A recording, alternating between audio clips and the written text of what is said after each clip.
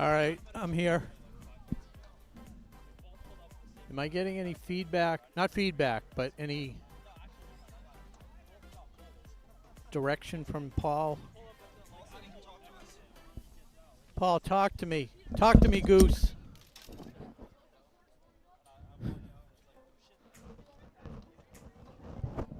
Is that magnetic? Oh, you're leaning. It's like one of those magic tricks where they make the guy levitate. No, the yes. Yeah, I can hear you.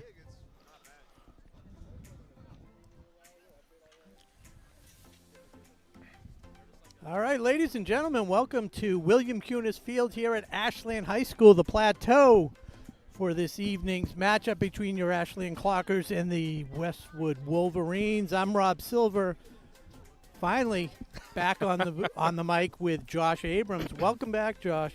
Hey, Rob, thanks. It's great to be here. I've certainly missed out on a lot of football so far this season, and goes without saying, obviously, that big week last week at Holliston. Unbelievable. Huge win, 42-13, brings the Clockers record to 5-1. They basically have the inside track to the Tri-Valley Large Division. Well, tonight, they're both 2-0, Westwood. So the winner of this game does have the inside track to the Tri-Valley Large Championship. Okay, and we have so many different ways of measuring these teams. I mean, I was looking at the MIAA Division II power rankings, right? Yeah, let's talk about that. You know, I mean, Ashland's ranked at number 7 and Westwood at number 20. Their records are very different, right? Clockers are 5-1, Westwood 3-3, and as you just mentioned, league-wise, within the league record, 2-0 each. Yeah, it looked like, as we were talking earlier, Westwood got off to somewhat of a slow start, but their offense is clicking on all cylinders. A 43-0 win and a 50-7 win against Norwood and Dedham. And, it's going to be interesting. We're going to have to shut them down. They like to throw the ball, from what I've seen. Mm-hmm. Very opposite of what Ashland likes to do. Right, I mean, Ashland led by, of course, Kevin Uzalumba. Yeah, he has 14 touchdowns. Four games this year, he's had 3 touchdowns. Mm-hmm. And generally speaking, when he has the 3 touchdowns, he doesn't play a lot. So he could certainly do more. I mean, they take him out for the fourth quarter.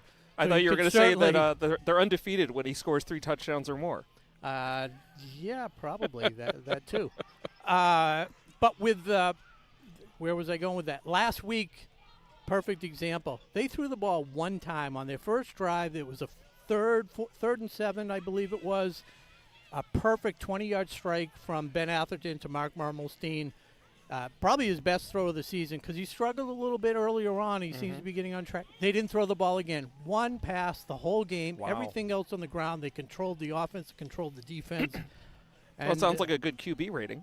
Yeah, absolutely. I had him in my high school. DraftKings? No, my high school fantasy league. Oh, perfect. But he doesn't qualify if he doesn't throw 2 passes. Mm. So anyways, yeah, we're a couple minutes away from kickoff, so we're going to get a word in from our sponsors. Yep.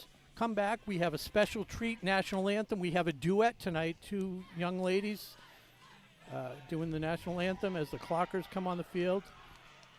Anything else to add before we go to break? No, great to have everybody with us. It's Friday Night Lights here in Ashland, and we'll be right back. The lights blaze over Ashland. The harvest moon hangs high, and once again, the season gives way to the thunder of the gridiron. Tonight, on their home turf stand the Ashland Clockers. A team forging its destiny, charging out of a victorious week, rising to the 7th rank in the state. Their challenge arrives in the form of the Westwood Wolverines. The drama is set. The stakes are immense. Watch it live only on WACA Sports.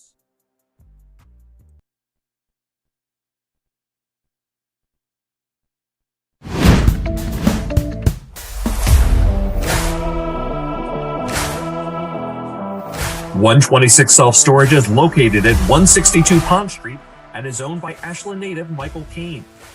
Gated and fenced with 24-hour security cameras, they offer convenient drive-up storage units for both your residential and commercial needs. Temperature-controlled units and outdoor vehicle, boat, and RV storage is also available. Check them out at 126selfstorage.com, and thank you to Michael Kane for being a great underwriter for WACA's coverage of Ashland High School football games.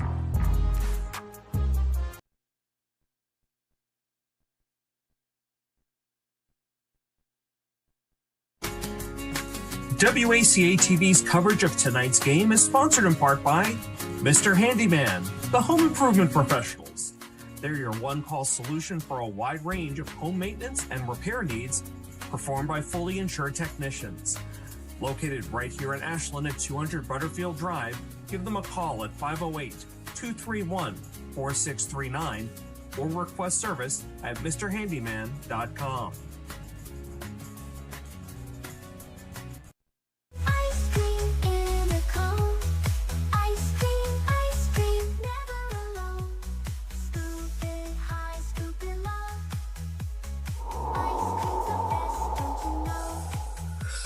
Welcome to Subzero, the original liquid nitrogen ice cream store and home of the Clocker Crunch.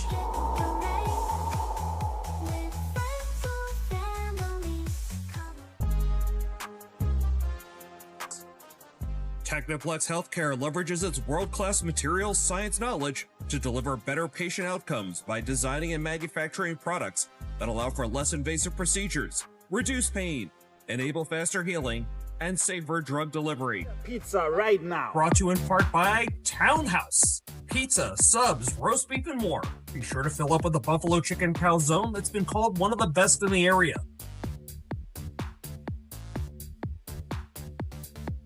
Located at 300 Elliott Street in Ashland, give them a call at 508-881-3010 or find them on the web at townhousepizzaroastbeef.com. Check. Hello, everyone, and welcome back to Ashland Boys Varsity Football on WACA. Tonight's Tri-Valley League matchup features the 3-3 Westwood Wolverines and your 5-1 Ashland Clockers. Along with Rob Silver, I'm Josh Abrams, and Rob, we talked a little bit about this in the pre. Clockers coming off a dominating win at Holliston last week. Will we see more of the same tonight, or could this be a trap game for the Clockers? I don't think this team's going to fall into that trap mentality. They had a little scare earlier on against Bellingham. Not that Bellingham's not a good team, but it's a team they really should have played a lot better against, and they had to pull out an overtime victory with a last-minute score in regulation. So I think they've had their scare. I think it's very healthy for them, and I think they'll be well prepared like they were last week. The big key to this game, I think, is going to be controlling the ball, and that's their offense, having the ground game, really fits that type of model really well because this Westwood team is explosive. They throw the ball well, and they throw it often, and they can score quick. Right, they have been an offensive juggernaut, I think, as you mentioned earlier. Right, they've beaten their last two opponents by a combined score of 93-7. Yeah, exactly. One of the teams being Dedham, who is definitely struggling with the step up from the Tri-Valley Small to the Tri-Valley Large. And, we had the same 43-0, 42-0 wins. And we're getting ready for the national anthem. We'll be back in a sec. Enjoy.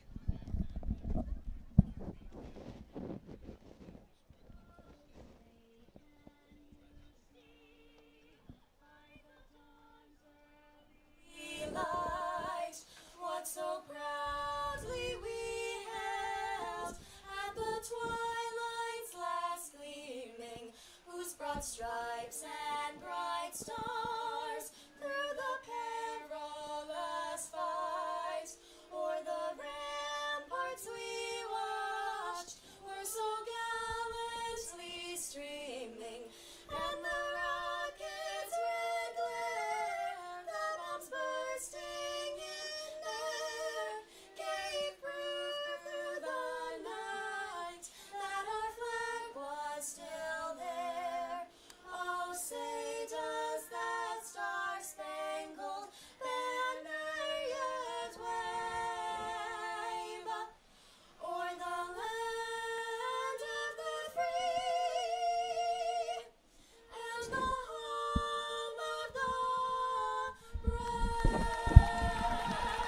Wonderful rendition of the national anthem to kick off things here for Friday Night Lights here on the Kunis William Kunis Field, the Plateau. the Plateau. Thank you.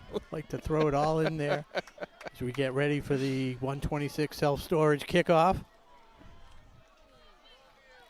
One of our sponsors, 126 Self-Storage. Mm-hmm. Who else we got tonight? We have We've got a slew of sponsors. So in Yeah. addition to 126 Self-Storage, our old friends, TekniPlex Healthcare Ashland, of course, Townhouse Pizza and Roast Beef, who were kind enough to supply the crew with some food tonight, with dinner. Mr. Handyman of Central Metrowest, and, of course, Subzero Nitrogen Ice Cream right there in Ashland Center. And do we have Ashland Ale House tonight? Is that We our- do. You know, I missed them on my list, but, yeah, I've got Ashland Ale House as well. Thank you for the reminder. Of course, you can check their menu at ashlandalehouse.com. We're a team. I mean, that's, you know. So Clockers wearing the royal blue jerseys and white pants. They'll be going from left to right across your screen. The Wolverines in all white with green helmets, green numbers. Back to receive is Zero Jaden Drayton and Charlie Jessup on the top of your screen. It's angled towards Jessup. Going to let it go out of bounds, but has to field it on the one hop. Good pursuit. He's brought down with a minimal gain. Yeah, nice able to evade- effective kickoff. Able to evade that first tackler, but couldn't do anything else. So nice job by Ashland Special Teams to start things off. And Wolverines will start at their own 25. Looked like number 12, Ollie LaRoe, in on the tackle. You'll see him punting for our team later. If we ever have to punt, let's hopefully take that back. Maybe you won't see him. Yeah. Seeing minimal Ollie LaRoe is not a bad thing. No offense to him or his family, of course. Exactly. So we'll see how this secondary performs, and this line is Ty Pindell, the quarterback. And he's got number 9, Narawat Kamal Tranapipun. I knew that was going to happen. I was going to try to pronounce the name. The play was going to be over before I finished it. Caught us a little by surprise, Robbie. We talked so much about what an explosive offense they have, all the passing, and they had 4 wideouts lined up there, and instead handed it off to the lone setback for short gain. Yeah, they like to mix it up between Narawat, number 9, and number 3, Brendan Senjik, who had a really nice game against Norwood. He's also a targeted receiver. There's a big hole. Pick up of about 7. That was Senjik. Nope, number 9 again. Another run by number 9. Kamal Ratana Piboon. I'm going to Yeah. get that before the Good end of the night. That was a Good little luck better. with that one. Brings up 3rd down here for the Wolverines, 3rd and short. Could say I don't have a roster and just say number 9. But then people think Ted Williams. Oh, good point. Had him in the backfield, but able to fall ahead and enough for the first down. So 3 plays, 3 runs. Mm-hmm. That last one was especially bruising, but he got the job done. First down, Wolverines.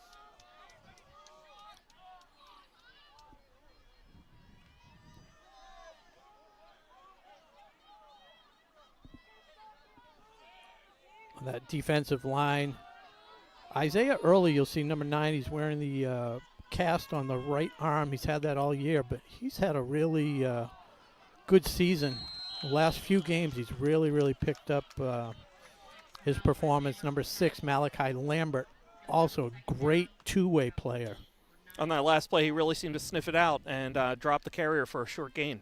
Yeah, they gave Holliston so much trouble getting in there really quick. I think that's one of the reasons why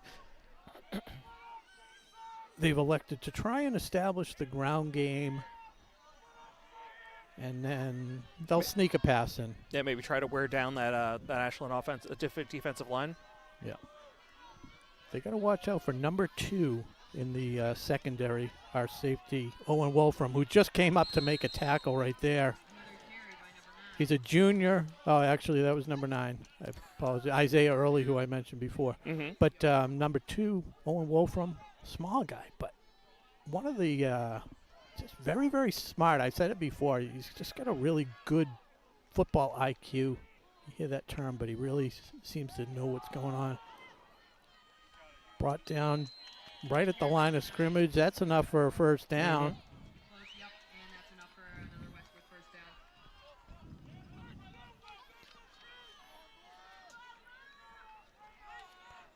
down. Clockers front line also Alfred Nato, number 54. Mark Mermelstein, number 52. Pat St. Peter.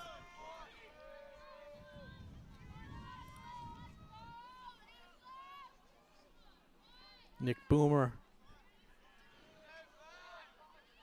also a big impact player on defense. And Kevin Ozalumba just always in the right place. Hugo Rossi, a couple interceptions, big one last week. Oh, not last week, against Adam. Oh, Mermelstein chasing down the quarterback. Gets it away to McDonald, I believe. Good enough for 6 yards. Good call. Yeah, that was a completion to McDonald. Mermelstein almost blew that up. Got some good pressure in on the quarterback, but completion made and spotted right at midfield. 4 yards. Almost got to the 51-yard line.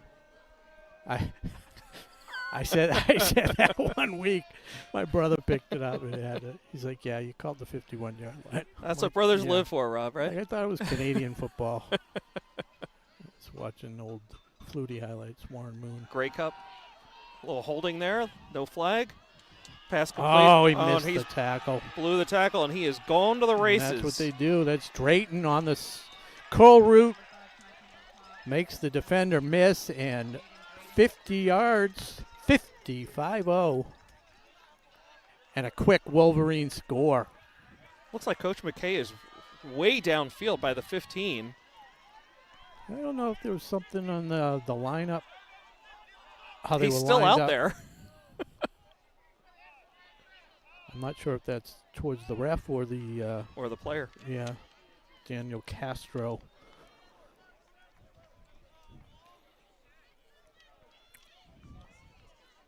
Oh, 8:16 mark, 3:44 into the game, and the Wolverines on the board. Try to fake on their first extra point a couple weeks ago against Norwood. This one down, and good. 7-0. Successful PAT by number 4, Jonathan Bertone. So a well-balanced drive. I don't know, Rob. I would disagree. I mean, that was a run-heavy drive and just that one big pass play to score the touchdown. Well, I wouldn't have said well-balanced if they didn't have the pass play before it. In terms of number of yards. Okay, I'll give you that. No. You're right. You're right. Well-balanced from the high school level, because generally speaking, I'd say maybe, 10 to 20% of the plays are passing versus rushing in general. Mm-hmm. Well, as we await the Wolverine kickoff, I want to remind our viewers here on the live stream that Rob and I are monitoring the chat. So if you want to shout out, let us know where you're watching from tonight, who your favorite player is, or tell us your favorite dad joke. It's all fair game here on the live chat on YouTube, and I would be happy to give you that shout out. So we didn't talk about the Bobby Platinum spread of the game, but Okay. I did have 7.5. Clockers favored by 7.5. So right away. Yeah, that line's in jeopardy. I'll check with my brother who's in Vegas at the Bellagio right now and see if it's off the board at this point. Here's a kick. That's what they try to do. And a nice heads-up play by the Clockers. They've seen the game field. And Ollie LaRoe, as we said, we want to hear the name. Man on the spot. For the right reasons. Kick recovered by number 12, Ryan McCabe. So, Rob, would you say the Clockers had the all-state team out there, the good hands? Oh, yeah, sure.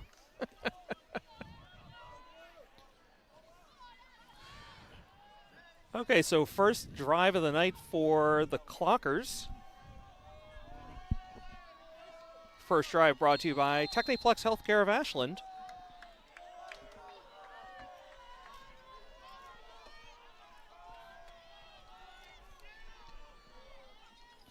Mermelstein under center. Oh, no, make that, sorry. Atherton to Ozalumba, gets to the outside, forges ahead for 5, maybe 6 yards.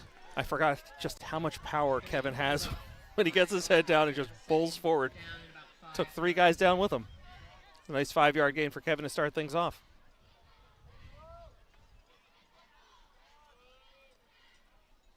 Yeah, the only game he didn't score this year was against Archbishop William in the 20-12 loss. Yeah, but their lone loss of the year. He had 250 all-purpose yards, 2 70-something yard runs, and an 80-yard kick return.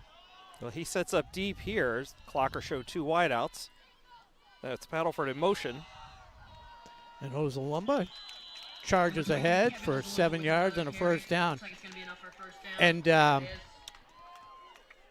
number 14, Paddleford, yeah. I believe it's pronounced Padelford. Oh, Padelford, excuse me. Thank you. I was walking into the game earlier in the season and talking to his grandparents, unbeknownst to me, and I said, "Oh, who do you know on the team?" And they pronounce it. I said, "I'm glad you said that because I never would have pronounced it that way. So I'm glad I ran into you." Okay, Atherton under center. Belford in motion, and again it's Ozalumba. Run by number 23, Kevin Ozalumba. Okay, bounced it outside. Couldn't find the hole right up the middle. 4 yards, Another nice gain for him. down about 6. If you get a chance, you should watch the replay of the Holliston game on HCAT, I believe. Is that HCAT? Yeah. Or is that HCAT might be Or Hopkinton. Well, I thought the cat was the Panther, and the cam Oh, was HCAM I think is Hopkinton. HCAT right. is Holliston. That's how I remember the Panther versus. But he had an unbelievable 20-something yard run with his cuts back and forth. And there's Malachi Lambert. Such a great compliment, and he's in the clear. Oh, just tripped down from behind. Got a great block way downfield from Hugo Rossi to spring him for an extra 10 yards. It's going to be more than enough for an Ashland first down. Just a great compliment to Ozalumba's slashing style. Do we have kind of a thunder and lightning thing going on there? You know, it's so overused, but it really does seem to be like that. I'll just set him up and you knock him down, Rob.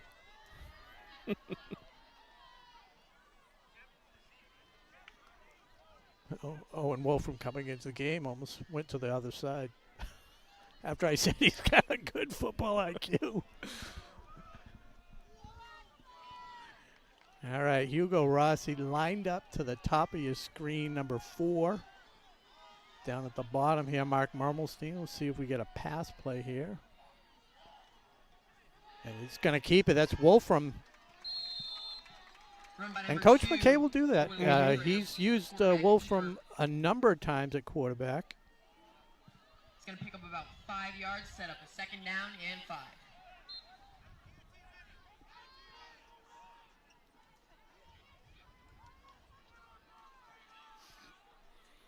And Aaron Wolf also, who you normally see with the extra points. Yeah.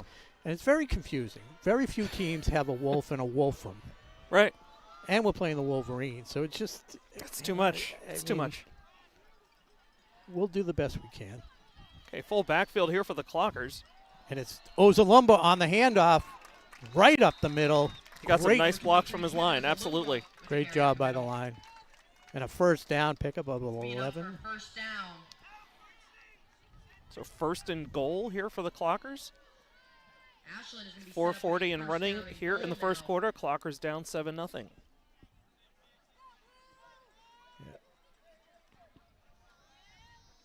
Atherton back into the lineup to run quarterback. Who's number 79 on the Clockers? Do you have a... Colin Fabiano. Yes. On the line. Atherton to Ozalumba. Finds a hole, and he's up into the end zone. Touchdown. Kevin Ozalumba, Ashland Clockers. Answer back with a 23, Kevin Ozalumba. touchdown drive of their own.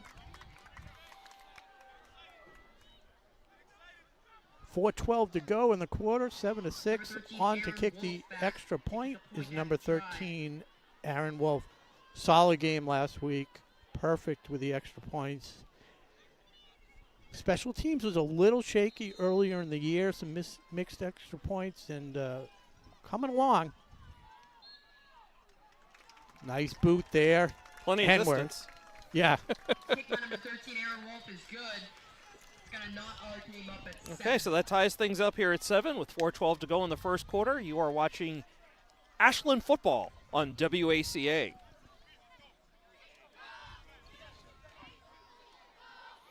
And just a reminder, folks, the best way to keep up with Clocker Sports is the Ashland Athletics Instagram account, now curated by Athletic Director Peter Connery. Have you had the chance to speak with Peter yet? Have you met him? Not yet. I mean, I've met him in his prior life before he became AD. Oh, okay. Has kids here in the district, but no, haven't had a chance. I saw him. Yeah, I was. Brian Side and I announced the volleyball game the other night. I saw Peter in his office, but timing just did not work out. Solid addition. I think he's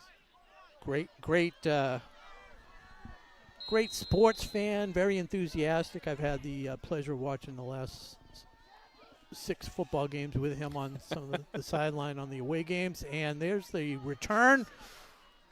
That looked dangerous for a moment, Rob, but the Clockers able to bring him down right around the 35. With a return up to about the 39-yard line. So, of Number course, 11, Charlie Jessup on the return, yes. So, of course, tonight is homecoming for Ashland, and the student section is representing. They're doing a little bit. They're doing a whiteout, Rob. I don't know if you caught that earlier tonight, but the student section is all white. And the only thing that makes me nervous when I hear whiteout, of course, I think about Penn State, and certainly would hate to see that fate befall the Clockers here tonight. Yeah, it's that was a tough loss. Who'd they lose to? It was like Boise. No, it was some. Yeah, no names go. I There's think a they've only handoff. won. Pushback for a loss. Initial penetration by Early, and then it's wrapped up by. Yeah, Nick few Boomer. different- Nick joined the party late, but helped bring him down. First time tonight, Clockers are able to register a loss. Yep. It's going to be a gain of about 0. Every time I talk about Nick Boomer, I think of our buddy Kerry Turner, who probably watching from home, number 44 himself, way back in the day. Ty Pindell fakes the handoff, rolls, hit as he's throwing. Great job, and it's McDonald again on the receiving end. Wrapped up right away by Owen Wolfram. Caught by number 18, Keelan McDonald. It's going to set up 3rd down and short. 2 yards to go for a first down. It's going to be a 3rd down and 2 on the He's gonna throw one of those again like that, and just as he's getting hit, it's gonna sail. We'll get a pick 6 before the end of the night. Okay, you heard it here first, folks. 6-1 on the anytime the pick defensive 6. score. Nice hole, first down. Ozalumba and Wolfram in on the tackle for the Clockers. Gonna be enough for Westview. Clock stops at 2:41. Still tied here at 7. Clockers and Wolverines here on WACA.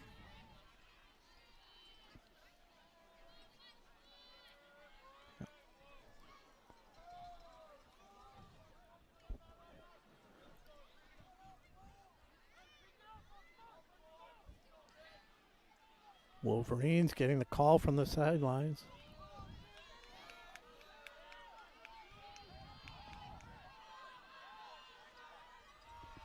Haven't seen number 3 in the lineup for the Wolverines much. Senjik. So there's a throw. Wow. Perfect dart. This one to Jessup. Pass by number 5, Ty That looked like one where he was thrown to a spot, like he knew where the receiver was supposed to be, and he hit him. First down here for the Wolverines. We tick down under 2 minutes to go in the first quarter. The 126 self-storage first quarter. Is 126 sponsoring everything tonight? Just the first quarter. Oh, okay. All year long.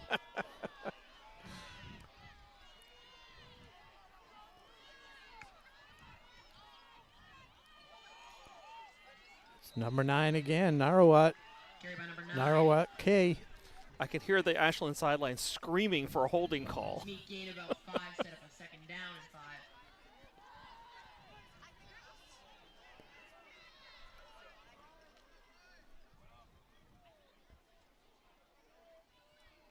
So Ashland hasn't found an answer yet for this to stop this offense. Yeah, I mean, every running play except for one has been positive yards, and haven't had an incompletion passing yet. We certainly know the Clocker offense is clicking. We got to see if this defense can keep up its share here. Good protection. One-on-one coverage in the corner. There it is, your first incompletion of the night. Sailing out of bounds, stopping the clock with 44 seconds to go. Yeah, and a lot of that was the penetration. This time just caused enough disruption to make them throw that one little wide. Little long, little wide. Okay, so brings up 3rd and 5 from the Clocker 36.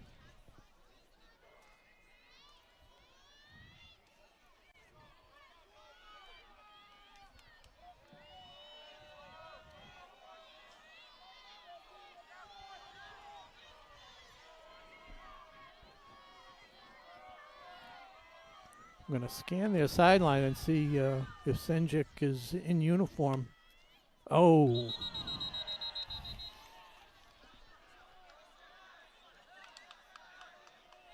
But 9 times out of 10 on a play like that, it's going to be a false start call, but we'll see which way this one goes.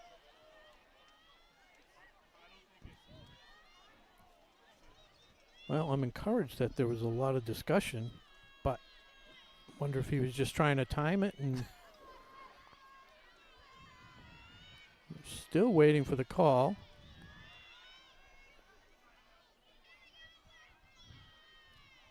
Well, the Wolverines think it's going to benefit them. Offsides.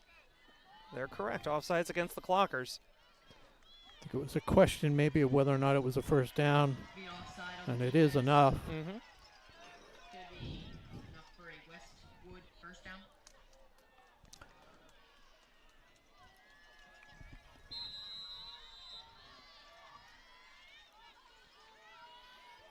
Clockers have been very disciplined and have avoided those type of penalties the last few weeks. We'll see if that comes back to bite them. Pindell back to pass. A lot of traffic over there, almost like the receivers might have got their wires crossed and we're in the same spot. Yeah, absolutely. It definitely looked like somebody ran a wrong route there. They had a man open, but to no avail. 22 seconds left here in the first quarter. Game tied at 7, but Wolverines on the march. What do we have on the Mr. Handyman weather bug for temperature right now? Time and temperature from Mr. Handyman, 48 degrees at 7:23 p.m. Okay. So if I put my jacket back on, I'm not being a baby. You're a New Englander. You're a baby. Keep the jacket off. All right. 2nd and 10 for the Wolverines. Quick pass to the flat. Wolfram chasing him down. Beautiful tackle. That's my man. Take him out at the legs. Not a lot they can do. Jessup. Big tackle by number 2, Owen Wolfram. He's going to set up a 3rd down in about 7 or 8. Yeah, he came from nowhere to make that tackle. And that will do it for the first quarter. This is the end. Score tied 7 apiece with the Wolverines facing a 3rd and 10. We're going to get a quick break, and we'll be back for the second quarter in a moment. Made up of students, parents, coaches, and interested community members, all in the name of supporting and advancing the athletic programs at Ashland High School. If you are interested in joining the Clocker Club, stop by the concession stand and inquire or visit clockerclub.org for more information. That's clockerclub.org for more information. Also, make sure you stop by the concession stand run by the Ashland Clocker Club. Help support Ashland Athletics by stocking up on pizza, cold drinks, snacks, and candy at the concession stand located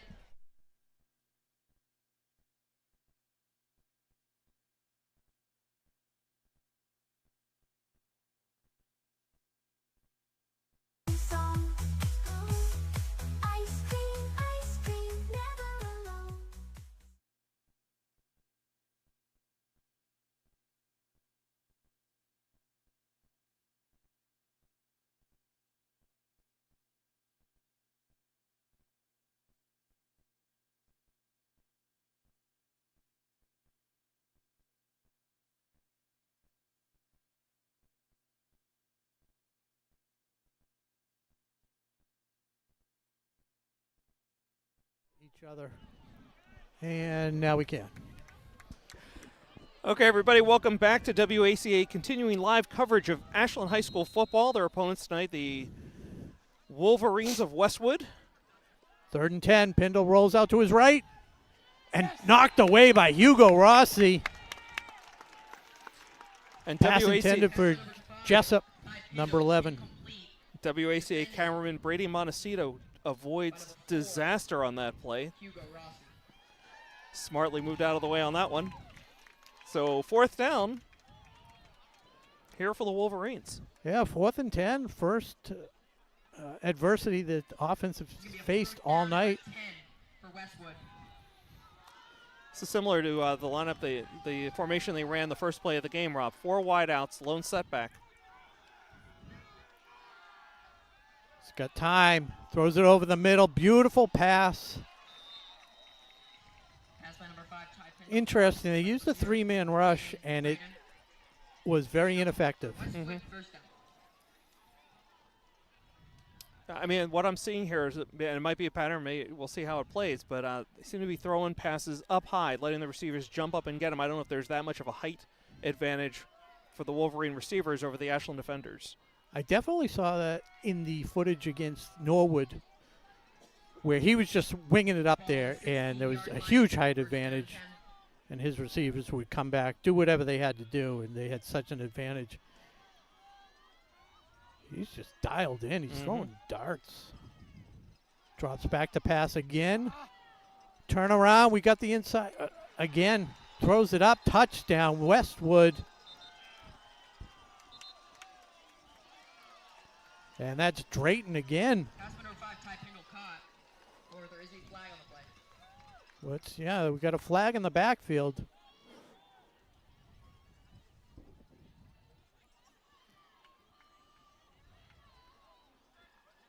It looks like it's going to be against Westwood. It is holding. There it is, that holding call that the Clockers have been waiting for all night. Finally got called, and couldn't have happened at a better time, Rob.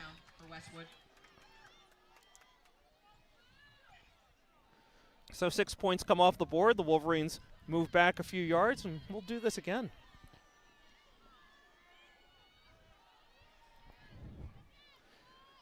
I mean, you got to give some credit, though, to Westwood. They've certainly given their quarterback, Ty Pindell, plenty of time to throw, but that time 26-yard line. It was due to a holding call. So now Pindell almost forced to throw it. 1st and 20, steps back to pass. He's got somebody in on him, and there's Malachi Lambert with a huge sack. Looks like about a 10-yard loss on the play. Just a massive tackle. He was going full speed. He misses him and doesn't wrap him up, then yeah, I mean, he's going to have all plenty his of momentum. time. I was just watching on the replay, and all his momentum almost took him out of the play, but he was able to hold on and bring him down. And that's a tall quarterback, tough to bring down.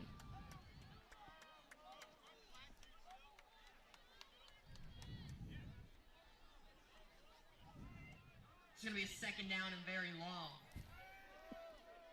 Need to get to the 6-yard line for a 1st down. So it's 29 yards, 2nd and 29.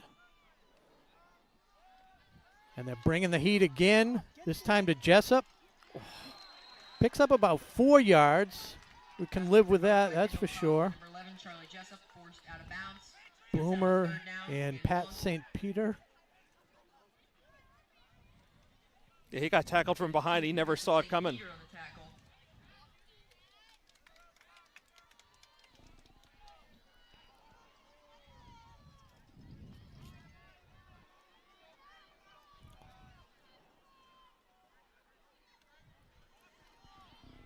Just have to make sure there's no penalties in the secondary. May just throw one up there, look for a pump fake, and underneath came Wolfram, but he almost had a chance there with Jessup. You could see Wolfram's eyes from here, how wide they were. He read the play the whole way, but took the wrong path to get to the ball, unfortunately. But he was there, and it brings up 4th and really long for the Wolverines.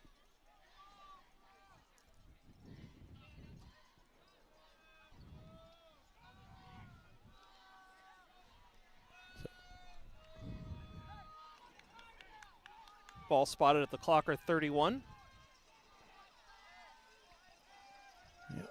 4th and 25. They did convert their first 4th down conversion. 4th and 10, in fact. So Wolfram and Ozalumba are the two deep men here for the Clockers. I like the fact they kind of stepped back. They got a 3-man rush, throwing it deep over the middle. Oh, and he almost had him. Good coverage. Had to be a perfect pass. That receiver's the only one who's going to even be able to make a play on that ball, but it did led him out of the end zone, and the Clockers will take over on downs with 9:30 to go in the first half. Game tied at 7. Huge defensive stand for the Clockers. Ashland will start their drive on the 31-yard line. First down and 10.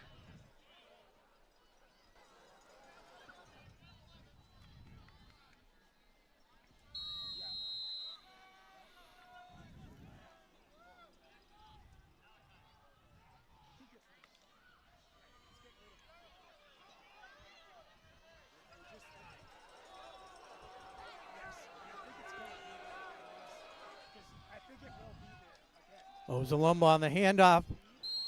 He turned nothing into something. Yeah, his hit bounces outside for a couple, falls forward. 2nd and 8. Ashland's going to have a 2nd down and 8.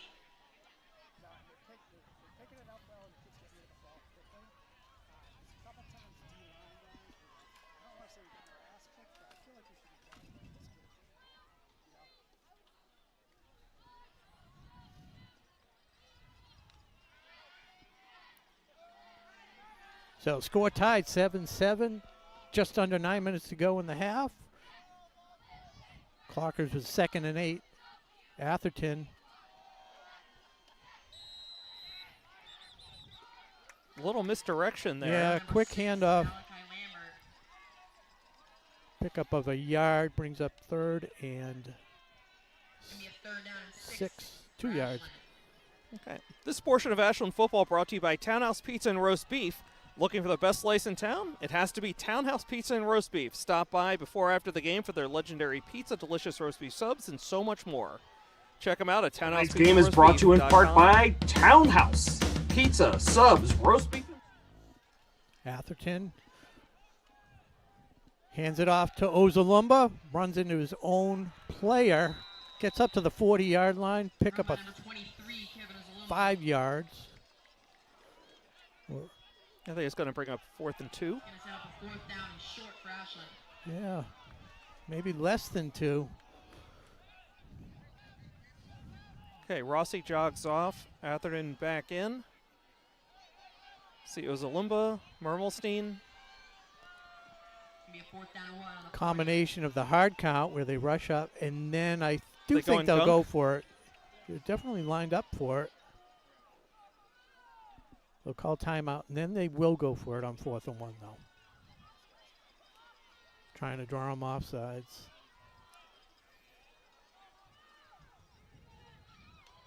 And Atherton forges ahead. Looked like Ashland's answer to the tush push on that play, Rob. Yeah, they've run that a few times. Very effective. Any chance to reference your Eagles? Actually, Rob, we'd like to be called the world champion Philadelphia Eagles. You've earned it. I'll allow it. I appreciate it. 1st and 10 for the Clockers at their own 43. Under 7 minutes to go in the first half. Stick with the gunk package. Pitch to Ozalumba. Finds a hole. Gets to the outside. He's got to beat Jessup. And he does as he rumbles down for about, let's see, what are you down to the 24-yard line? 26, 33 yards, 30 yards. Yep, longest run of the night for the Clockers. First down, deep in Wolverine territory. And hat tip to Ozalumba. I mean, not only was that a great run, but he held on to the ball. A last desperate attempt by Jessup to knock that one out falls short.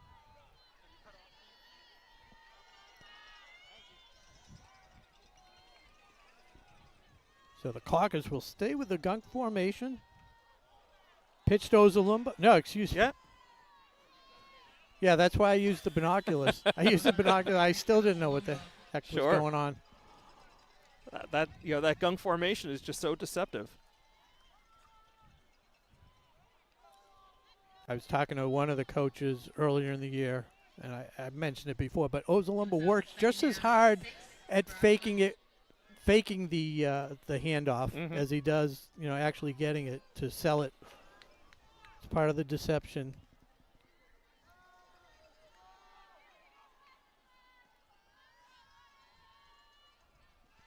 Atherton looks over to the sidelines for some direction. The 2nd and 6 play. Pitch to Lambert. Finds a hole, spins around. There's a flag on the play as Lambert rushes for a first down. Yeah, flag was thrown from the middle of the secondary, Rob, so interesting to see what they're going to call here. Is he calling holding, or did he get a piece of his face mask?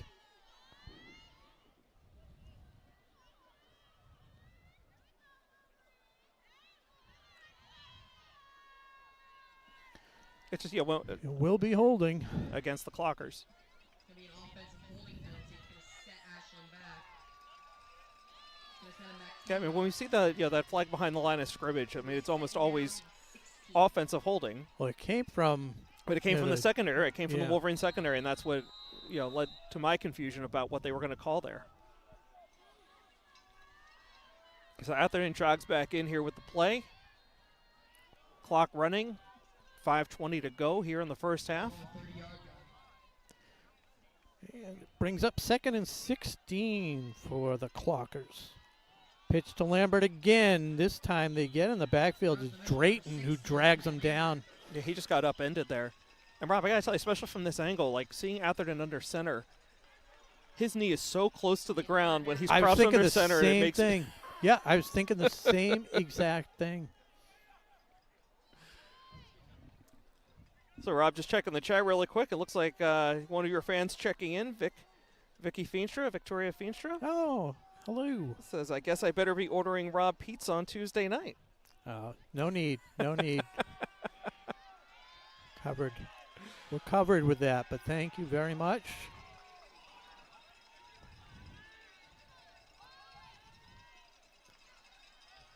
Ozalumba in motion on the jet sweep.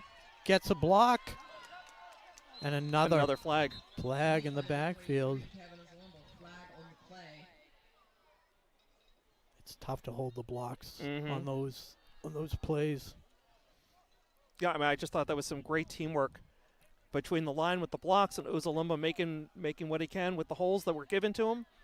But hopefully this one's not going to be coming back as well. Yeah, 4:20 to go in the second quarter. 4:20. And a holding call. Gonna be another offensive holding penalty on Ashland. So we've talked about this multiple times, And but you can't win championships and make these type of mistakes on a consistent basis. Yeah, I mean, at this point, these two penalties have negated so much of that big Ozalumba run that got them into great field position to begin with. So it's 3rd and 26, almost just the opposite of what Westwood did with their 3rd and long. Wolfram back to pass, little middle screen. Not sure how he fell, unless he was hit. I'm not even sure if he was the intended receiver, but he had to go way up high, a lot higher than he expected to catch that pass. Yeah, they had some good penetration. Oh, yeah. I think Wolfram just kind of had to throw it a little. Couldn't put the touch on it that he wanted. No, he was under heavy pressure there. Just an unblocked rusher there. So they're forced to punt, and that brings in Ollie LaRoe. Sorry to see you go, Ollie LaRoe. We hardly knew you. There's a deep snap handled nicely by Ollie LaRoe. Just a great avoided the punt. block. Gets a sideways bounce and Hatchet. Yep. Sophomore Ezra Hatchet stops the play there. So with 3:15 to go, Wolverines take over 1st and 10 at their own 20. So the teams trade possessions, and who else is sponsoring us tonight? I'm glad you asked, Rob. This portion of Ashland football on WACA brought to you by Subzero Nitrogen Ice Cream.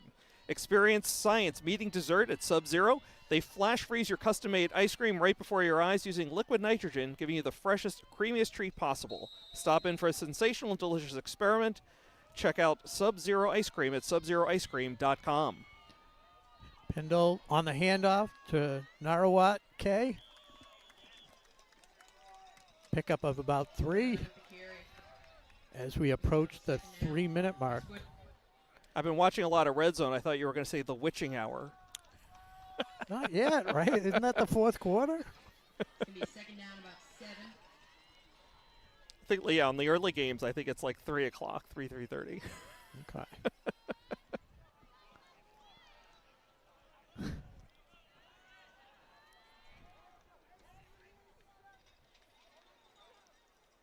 Wolverine showing 3 wideouts here. Handoff on the in the backfield.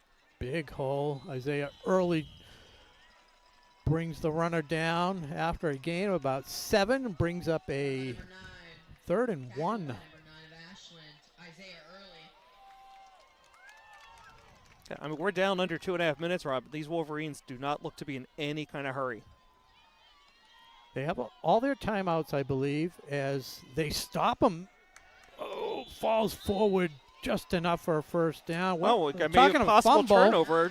Yeah, Braden Mead pops up with it. Brandon Mead comes out with the ball. We'll see the call.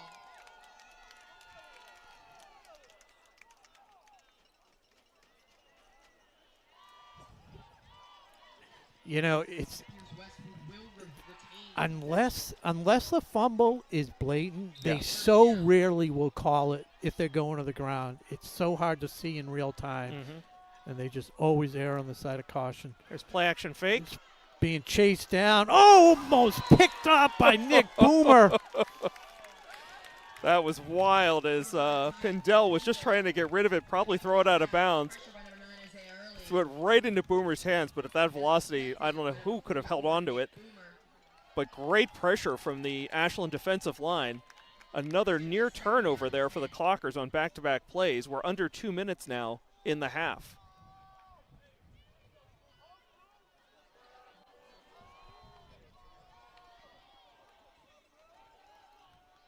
Okay, Rob, here's this overload again on the near side. 3 wideouts, 1 on the far side. Quarterback back And to they pass. go the other side. Yep. Great dancing by that receiver, and another first down for the Wolverines. That was Drayton again. Kendall caught by number 0. Drayton caught the first score of the game on a Mhm, 50-yard play. Same play. This time it was defended a little bit better, but not enough to keep him short of the first down. So 1st and 10. Clock running, 1:43 to go. Pindell looks that way again. Maybe a little miscommunication with his receiver, Drayton, that time. Absolutely. That receiver was not where Pindell was expecting. Ball falls harmlessly to the ground. 2nd and 10 for the Wolverines, 1:38 to go.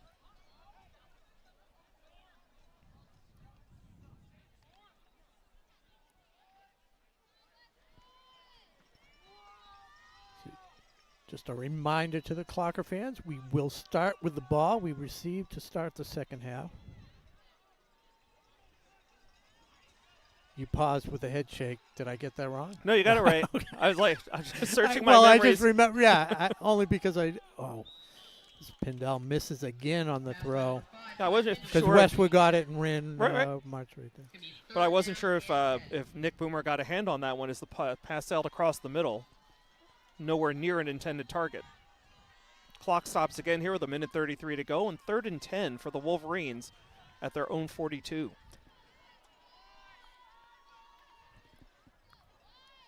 But yeah, that opening kickoff by the Clockers, they had really good coverage and minimal gain for the Wolverines. It's a big down. There's still plenty of time if the Clockers were to be able to get the ball back with a stop here. Wouldn't put it out of the question for them to march down and get a late score. There's a design screen underneath to Narawat K. Perfect call at a perfect time. Gonna be enough Yeah, look, almost like they were inviting the blitz. It opened up a receiver behind that additional wave of rushers. Yeah. Turn into a long gain. That's the key to that screen. You have to sell it. A player down for Westwood. We got Westwood player down. Going to get a little timeout. Down. 2 minute. Okay, well, this portion of WACA coverage of Ashland High School football brought to you by Ashland Ale House. Come on down to Ashland Ale House, your local spot for great food, cold drinks, and a fantastic atmosphere. They're the perfect place to grab a bite with the family or meet up with friends to catch the next big game. When you think great food, great beer, great times, you should think Ashland Ale House. Check them out at ashlandalehouse.com. Do you eat there on occasion? I do. In fact, last month I went there for trivia night. Oh, really? When's that? Is it Tuesdays? Tuesday nights. Tuesday's a big trivia night. Yep. I've had the turkey tips there. Very pleased with those. I'm a big fan of the hot pastrami. Oh, I'm not a pastrami guy, but maybe I'm if you went to glad the Ashland Ale House, you would be. Never been able to incorporate that into my.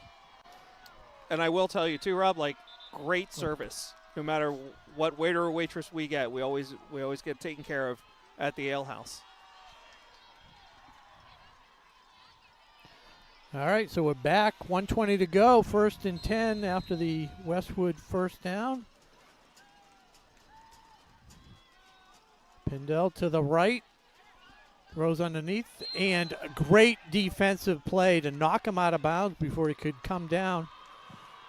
As Jessup caught it, but because he had to jump, he was able to be pushed out of bounds. Every time you say Jessup, I Colonel think of Jessup. Goodman. Absolutely. How can you not? How can you not? It's going to be a 2nd and 10 for Westwood on the 40-yard line. Thinking the same thing. Yeah, are you thinking that maybe the Clockers need to call out a code red here? Oh. All right. Now the door's open, so we'll just have to work those in for the rest of the night.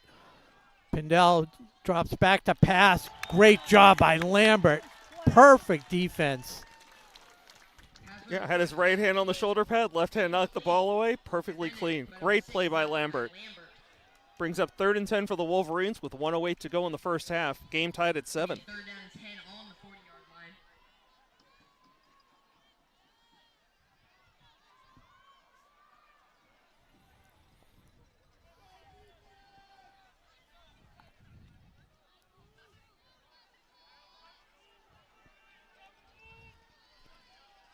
So they like this formation. Mm-hmm. And a handoff to Narawat. There's Late a flag from the flag. backfield. Immediately, quarterback Pindell turns around. What are you throwing that for? And I got to tell you, I mean, it was an impressive flag throw by the ref. That thing sailed at least 10 yards.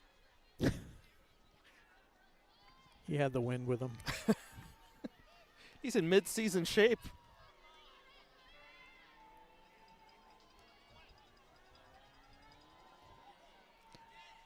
Okay, holding against the Wolverines. That'll push him back. Holding penalty against Westwood.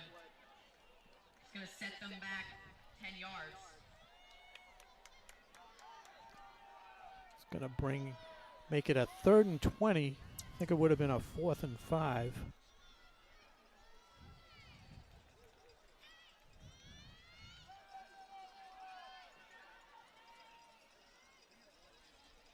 No question you accept the penalty there. I don't think it's no question. Based on what we've seen tonight, I mean, they had no problem converting a 4th and 10, so. Yeah.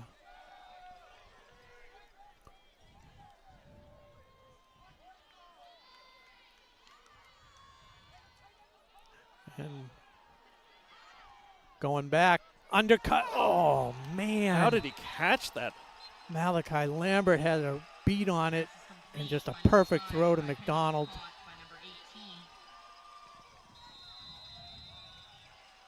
Timeout called by the Wolverines with 31 seconds left in the half. And that's the only reason why I said it wasn't. There was a question whether you go 4th and 5 or 3rd and 20 just because he's so adept. It's almost like gives him 2 chances to gain. But you got to trust your defense too, Rob, you know? Oh, yeah.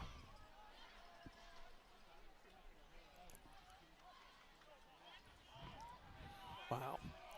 I mean, we're not tracking time of possession up here on the press box, but it just feels like the Wolverines have been dominating in that category tonight.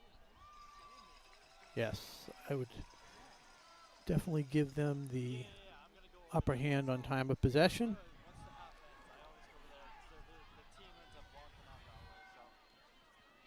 .31 seconds to go. Time for the Clockers to make a stand here on defense. Just need one play, one deflection.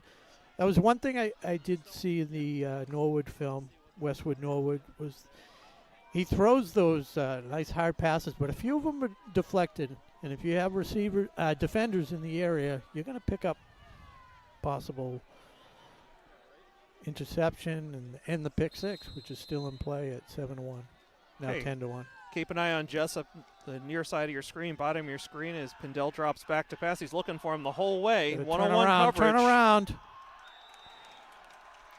I'll tell you what, I could have seen a pass interference call go either way on that play, as both players kind of got tangled up, both trying to get to the ball. Yeah, good no call. Hugo Rossi had him blanketed. If had he not turned around, you might have seen a flag. Okay, so clock stops again with 23 seconds to go. Game tied at 7. Wolverines just outside the red zone.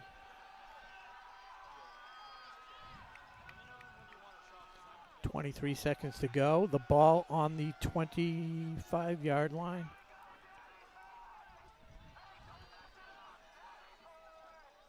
I believe there's 1 or 2 timeouts left for Westwood. They had the injury, but I don't know if they had a timeout on that. Zips it up the middle.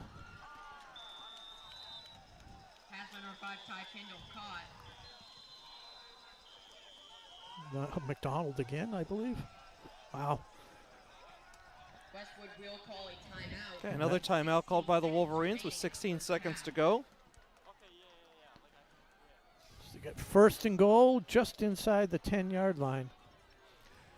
So just taking a look at the chat, Rob, and our online audience has a fair number of Westwood fans out there tonight who disagree with us felt that was not a good no call.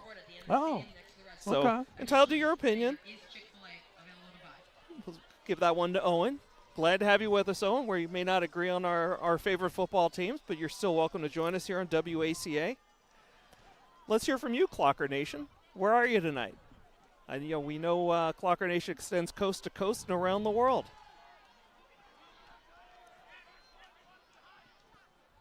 I prefer less pass interference calls, especially when they're in general, both ways. Sure. Too many games in the NFL, college, just these ticky-tack, and they decide the game. And it's only after you look at the slow-mo instant replay, you see somebody might have tugged a shirt, yet the ball's 10 yards over his head, but very rarely do they wave it off saying something's uncatchable. I just think it's always better to call a game tight early and then loosen up than vice versa. And the refs will tell them that too, like, hey, we're going to play it this way. Pindell, the pump fake, that one, because he didn't turn around. Interference? He didn't turn around. That's basically it. Pass by number 5, Ty Pendle. Incomplete. However, there is a flag in the field.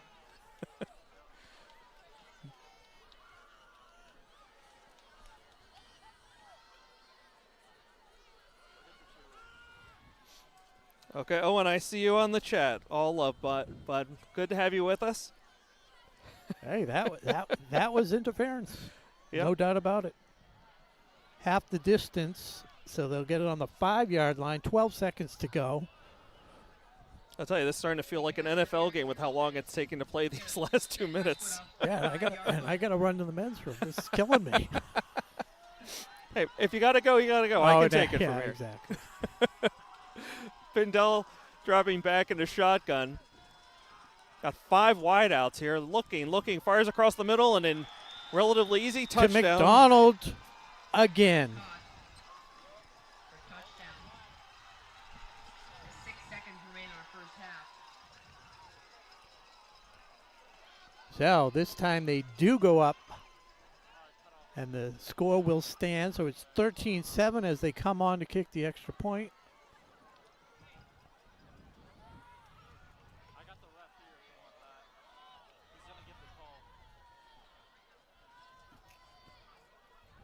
Here's Westwood. Might be lining up to kick a PAT. So Damn. Clockers will go into the half, barring a miraculous kick return, trailing either 13-7 or 14-7. What do you think? What do you think, Josh? I think you're absolutely right. It could 13-7 go or either way. 14-7? Which one? You know, Make a stand. I'm gonna say, I hate to be, I don't want to be thought of as a homer. I think it is going to wind up being 14-7. But regardless, I think the Clockers go into the half. They've got a lot to think about. I thought you might even say, what about 15-7? 15-7 is not off the board. It's not off the board, but it's not exactly the heavy favorite either. Referee had a long talk with both teams. They have an excessive celebration penalty on the Wolverines. That's interesting. So it moves it back 15 yards, which makes it about 33-yard extra point. 35. Yeah, 35-yard extra point. This is Jonathan Bertone lined up to kick here for the Wolverines with Pindell holding. And with the way they converted or had these big 20-yard pass plays, everyone was better off going for two. We'll see what kind of leg he's got. First one was a little shaky.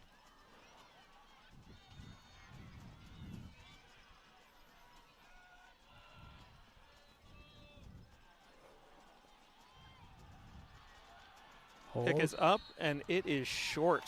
13-7. It may not seem like a lot, but it's The announcer, Jake, strikes again. a minor victory. 6 seconds remain in our first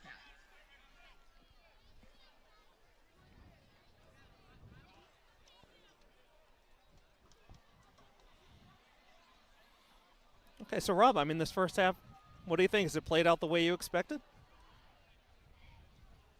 No. No, I thought after watching the game last week against Holliston that we would play a much cleaner game, similar to that was one of their best game in years last week against Holliston. But just the penalties, Well, again, very uncharacteristic, and it just killed them. They had the chance to go up on that drive, and well, that was the concern I brought up in pregame, right? Could this be a trap game? That Holliston game was practically generational. yeah. And I don't think it's not like they're playing without any enthusiasm or anything like that. They seem, it's just those mental mistakes, or and when you're in the midst of it, as they try that pooch kick, got to fall on that, and they do. A little bit of miscommunication between two potential receivers by the Clockers, but they're able to fall on it. Well, what he did that the Norwood team didn't do is call for a fair catch, which you can do on those short kicks. And Norwood was kind of panicking and not running up to catch the ball, scared they were going to get hit as they caught it, not realizing just call for a fair catch. And okay, so Owen, our new friend here on the chat, asking about who we have in the World Series, Blue Jays or Dodgers, and Owen, we'll save that one for the second half. It's basketball 3 seconds season, to go. Owen. It's basketball season. Come on. See So, if they Owen, try I got one. your back. I got your back. I'm the baseball Pitch guy of to the two of us. Kevin Ozalumba. Always exciting. 14 yards, no flag, so that will run out the first half. And with one half in the books here at Ashland High School, the Plateau, William Cunis Field, it's 13-7 Westwood Wolverines. You're watching WACA Varsity Football.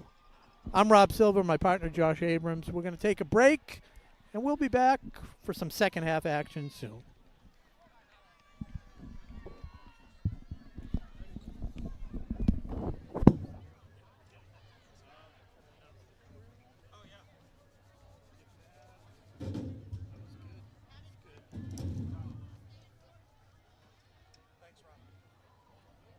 Convenient drive-up storage units for both your residential and commercial needs. Temperature-controlled units and outdoor vehicle, boat, and RV storage is also available. Check them out at 126selfstorage.com. And thank you to Michael Kane for being a great underwriter for WACA's coverage of Ashland High School's football games. 79. That is your number. Please come to the PA box and claim your reward.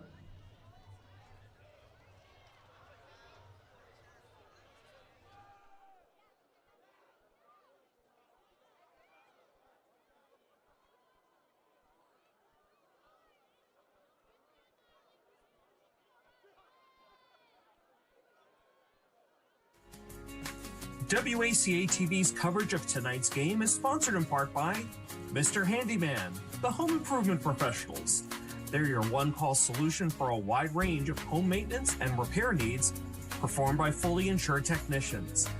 Located right here in Ashland at 200 Butterfield Drive, give them a call at 508-231-4639 or request service at mrhandyman.com.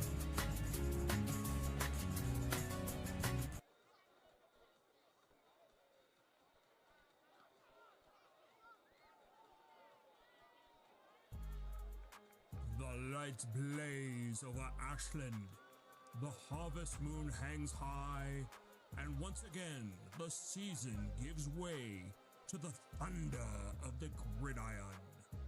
Tonight, on their home turf stand the Ashland Clockers. A team forging its destiny, charging out of a victorious week, rising to the 7th rank.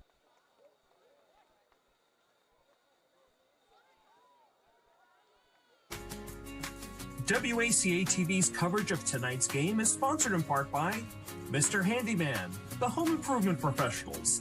They're your one-call solution for a wide range of home maintenance and repair needs performed by fully insured technicians. Located right here in Ashland at 200 Butterfield Drive, give them a call at 508-231-4639 or request service at mrhandyman.com.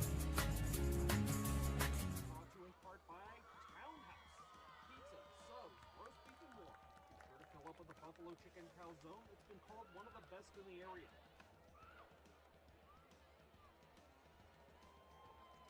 Located at 300 Elliott Street in Ashland, give them a call at 508-881-3010 or find them on the web at townhousepizzaroastbeef.com.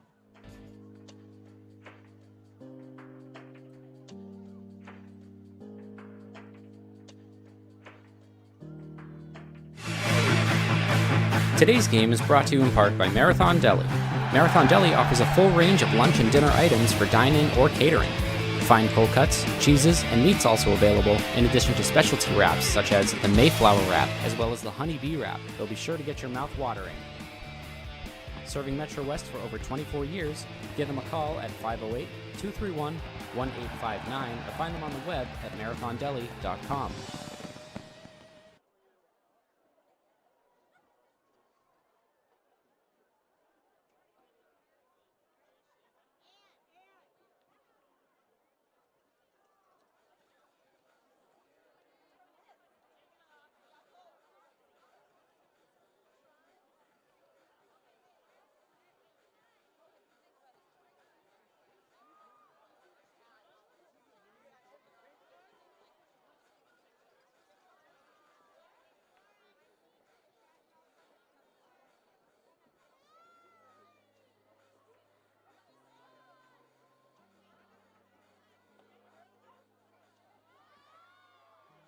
More. Be sure to fill up with the Buffalo Chicken Calzone. It's been called one of the best in the area.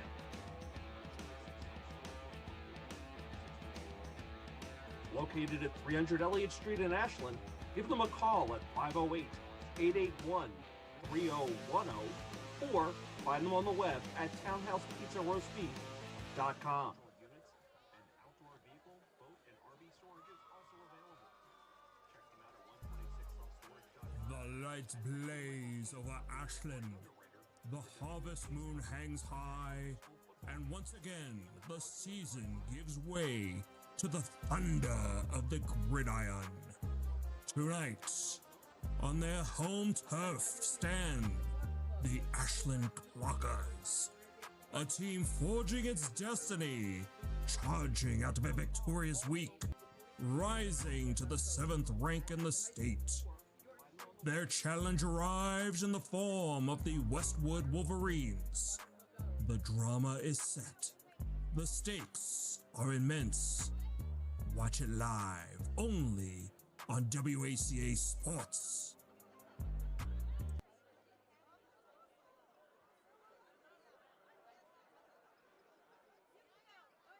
If I can have your attention, please. A second drawing of our winning raffle ticket has been drawn. The winning number is 331930. I repeat, 331930. If that is your number, please come up to the PA box to claim your reward.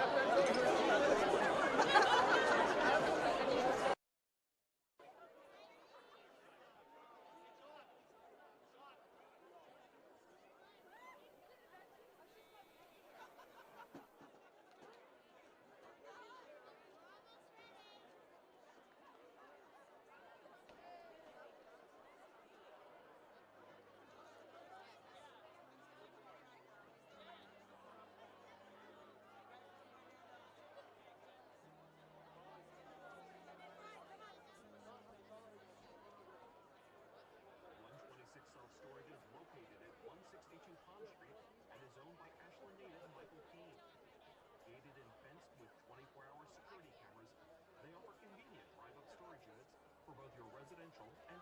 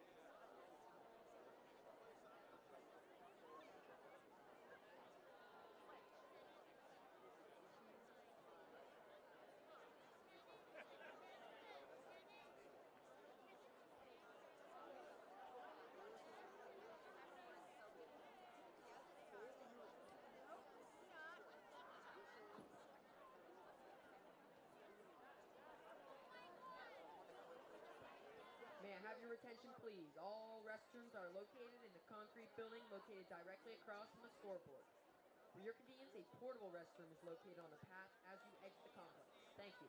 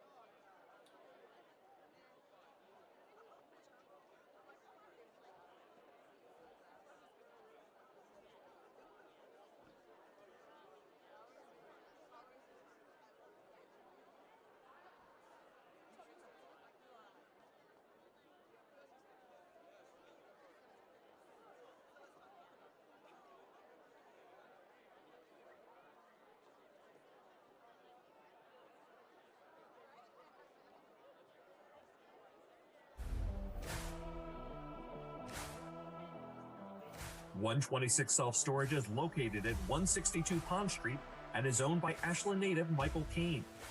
Gated and fenced with 24-hour security cameras, they offer convenient drive-up storage units for both your residential and commercial needs.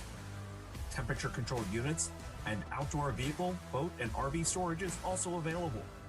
Check them out at 126selfstorage.com, and thank you to Michael Kane for being a great underwriter for WACA's coverage of Ashland High School football games.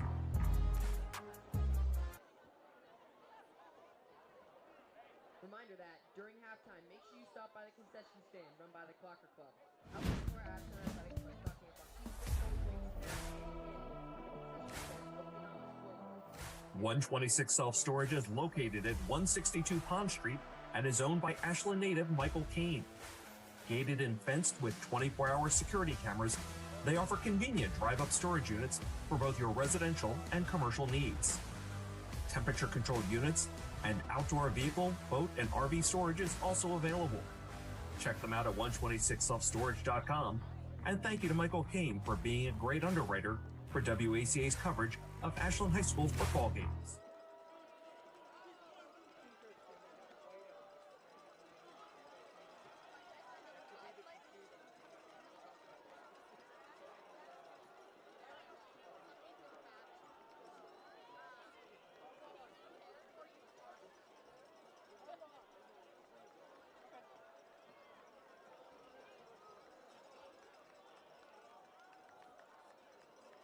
Okay, welcome back. We're eagerly anticipating second half action between your Ashland Clockers and the Westwood Wolverines. I'm Josh Abrams, joined once again by Rob Silver. And Rob, take us through that first half. That first half, what we wanted to see was trailing 13-7 to the Wolverines. The Wolverines came out, a bunch of run plays, 2 passes, ending with 50-yard passes. Just something that the Clockers have not seen in the passing. From there, talking about this stuff. Clockers did tie it up and then trailing 7, but the late 2 or 6 seconds to the end.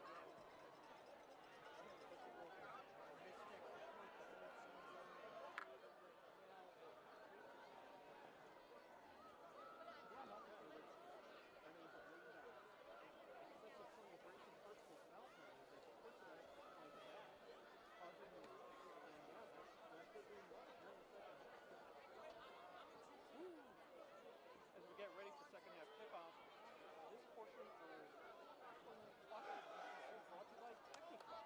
Proud member of the Ashland community, leading the way in the medical, consumer, and industrial markets. Thank you for their commitment to innovation, supporting our student athletes and local coverage. TekniPlex, innovating for a healthier world. For more information, check them out at TekniPlex.com. Yeah, TekniPlex, been a sponsor for many years now.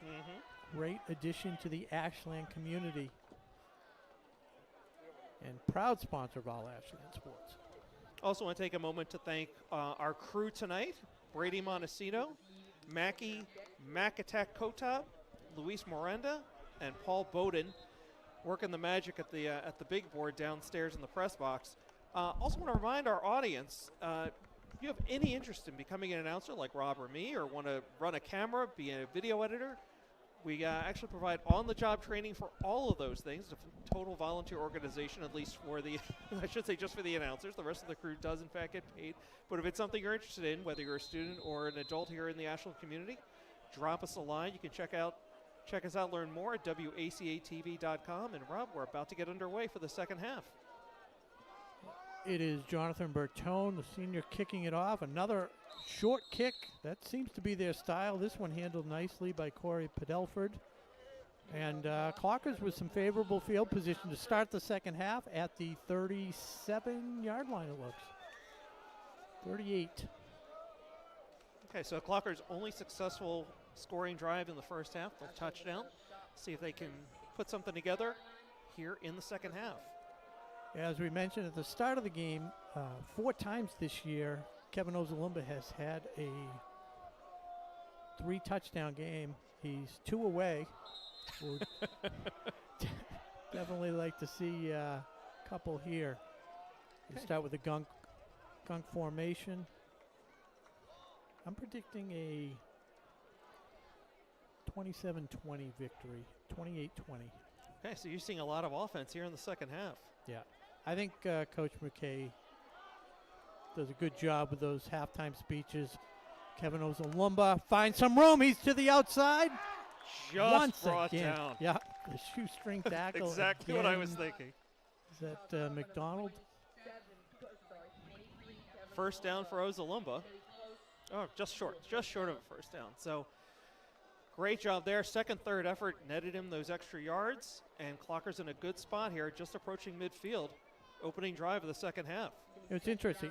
It seems like every time Ozalumba's touched it, you know, he's had a couple short runs, but he's been getting these chunks. Mm-hmm. This time to Lambert, the other side. Working hard, got the first down. Yeah, it looks like he had a little bit of a hold to the left side. I felt like he was getting Hesitated. held up. He was breaking out of a tackle, but that tackle held long enough for some help to come along and bring him down. Exactly.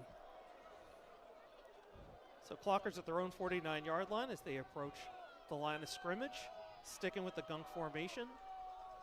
Ozalumba and Lambert on the outside. So Pitches to Ozalumba.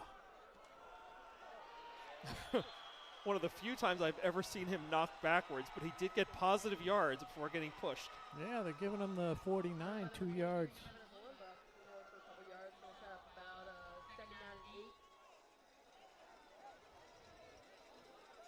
So just checking back in quickly with our friend Owen on chat, who asked us late in the first half if we have Jays or Dodgers. And Rob, I know you're not much of a baseball guy, but what do you think?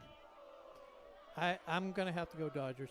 Okay, the smart money's on the Dodgers. Here come the Clockers in gunk formation. Pitches to Ozalumba. Close to another Clocker first down, far sideline.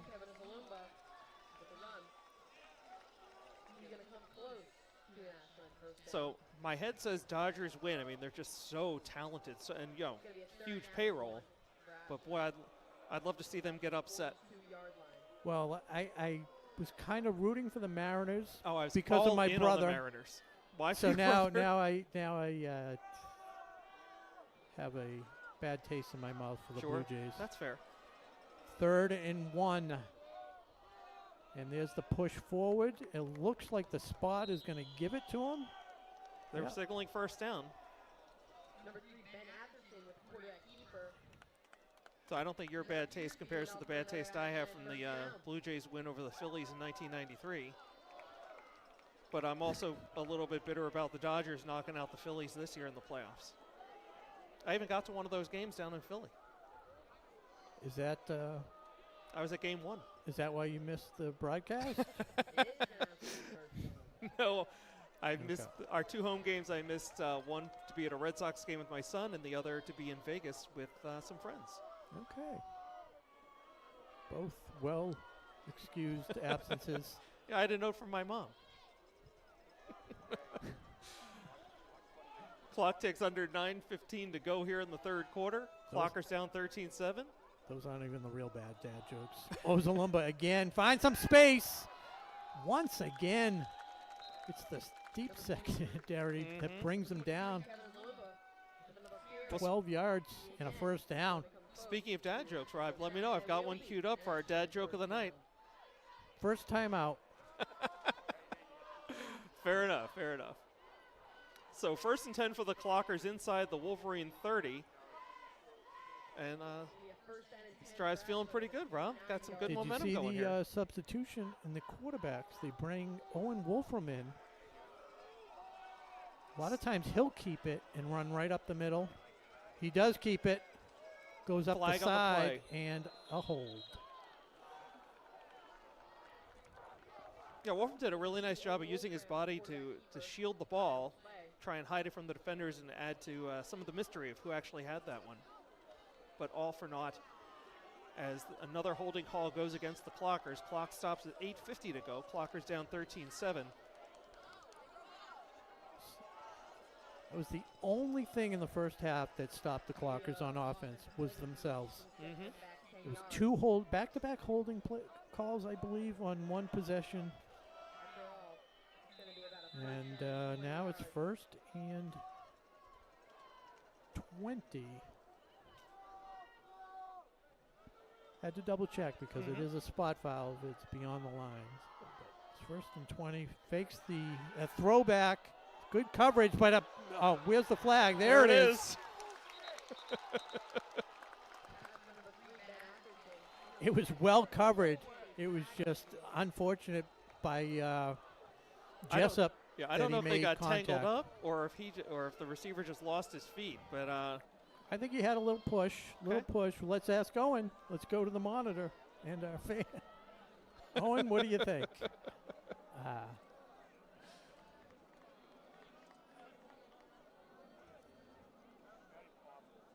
Yeah.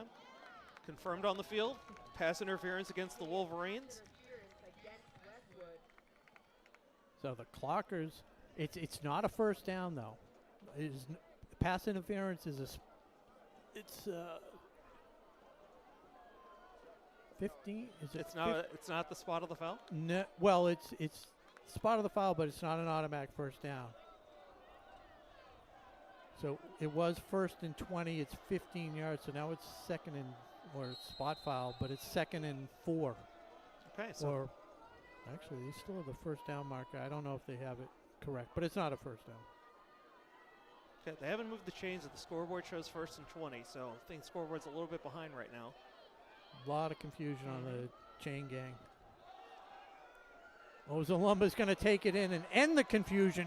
Another flag thrown late from the secondary of the Wolverines.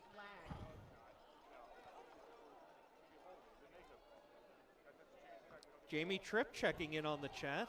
Good friend and fellow WACA announcer. Saying that was a good call. The pass interference, that is. Yeah, the hold is going to set them back. So now they got to figure out the down marker. So it's going to be 1st and 14 now. And completely takes. 1st and 13. They got that right. Or 1st and 15. Takes a great Ozalumba run off the board though. David Letterman used to say, you know, if you get the kids up, put the kids to bed. You don't want them watching. This is ugly. Yeah. This is not good football. Ozalumba gets the handoff again, pushes through. Gets the original line of scrimmage. Exactly.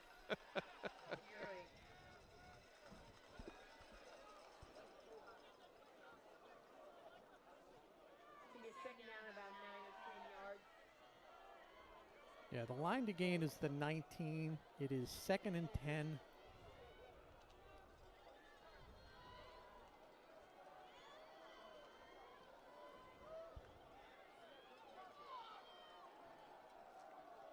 Keeps it himself.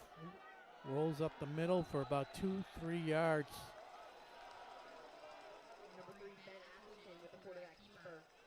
It's very rare you see Atherton get a huge gain from that formation. You need a yard, 2, 3, 4 yards. He'll do it.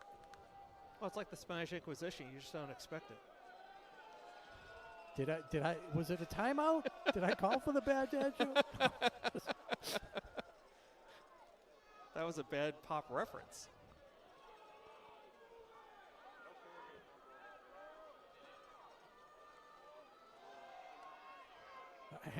Somehow Ozalumba to the outside, and he's into the end zone for touchdown number 2. Clockers tie it up. No flags on the play. 13-13.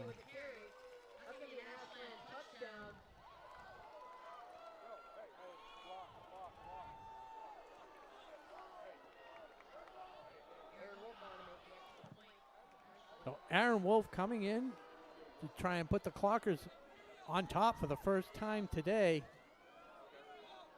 So Clockers take the opening kickoff. 5 minutes, 13 seconds. March down the field despite some penalties. Yeah, withstand their own penalties. Kick is up. It's good. Clockers lead 14-13 on homecoming night. Yep, first lead of the night for the Clockers, 6:47 to go in the third quarter. And again, that missed extra point at the end of the first half by the Wolverines starting to loom large here in this ball game. Especially when you, you're interested in the Bobby Platinum 7.5 point line. You're like, how are they going to win by more than 7.5? Has your brother checked in from the Bellagio on that? He has not. Okay. He's probably still at the. It is 3 hours earlier out there. Where would he be right now? Dinner reservation? Maybe Yeah, at might be Prime? I'm not sure where he'd be going now. He played some golf today. I'm sure there's some nice museums out there. Probably Seriously? a nighttime tour of the Grand Canyon, Hoover Dam, or whatever they do. The Sphere, Gotta tell you, Wizard of Oz. there's not a lot to see at the Grand Canyon at night. He'll bring a flashlight. He'll make do. Have you been to the Sphere yet? I have not. It's amazing.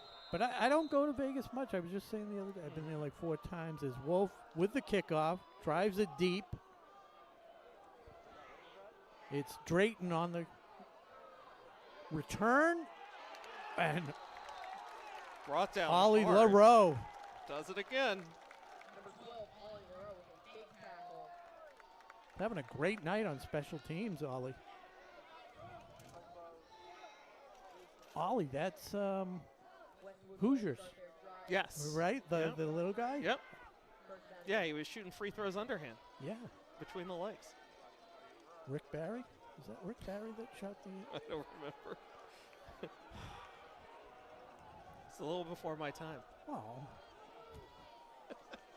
I wasn't watching him live either.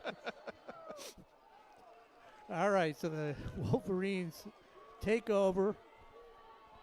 6:40 to go in the third quarter, trailing for the first time tonight. See what Pendel can do as he leads his offense. Big run. They rip off another 7-8 yards.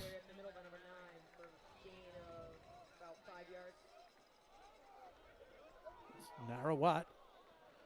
Kamal Ratana Pibone. I'm going to... Fidelford? Kamal Ratana Paboon. Got to break it down. Good tackle, Boomer again. but only after a 7-yard gain and a first down. This is Captain Murphy O'Malley, number 87. Wolverines looking like they're going into a Hurry hurry-up up. offense here. No huddle.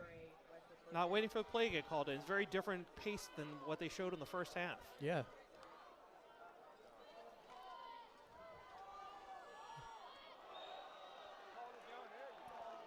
Yeah, if he was 10 feet tall, he would have had a chance, but that was incidental contact, I would call that- uncatchable. Exactly. That ball was uncatchable. Good job by the ref to keep the flag in his pocket. A good no call. So that'll bring up 2nd and 10. See if the fans from Westwood agree with that. I call it like I see it. If you know.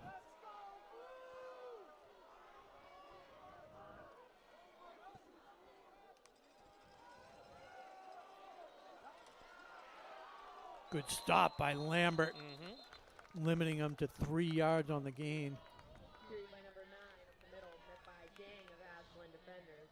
So I'll bring up 3rd and 7. It's a hurry-up offense from one play. Oh, he slipped in the 6-7. We got that, Peter Goss. We got you. I don't even know what it means, but I just know it's a thing. Good pressure here. Has ruled no catch. No catch. Good job. Good attempt by Jaden Drayton. Pass intended for, is that Drayton? Yep. So first decision of the night, 4th and 6, and it looks like they're bringing on the punting unit.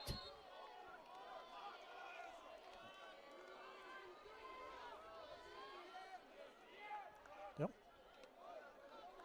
referee stoppage injury or something, or did his helmet maybe come off? Isaiah Early had to come out of the game. All right, as you called correctly, the Wolverines are going to punt away here. First punt of the night for the Wolverines. Clockers have nobody back.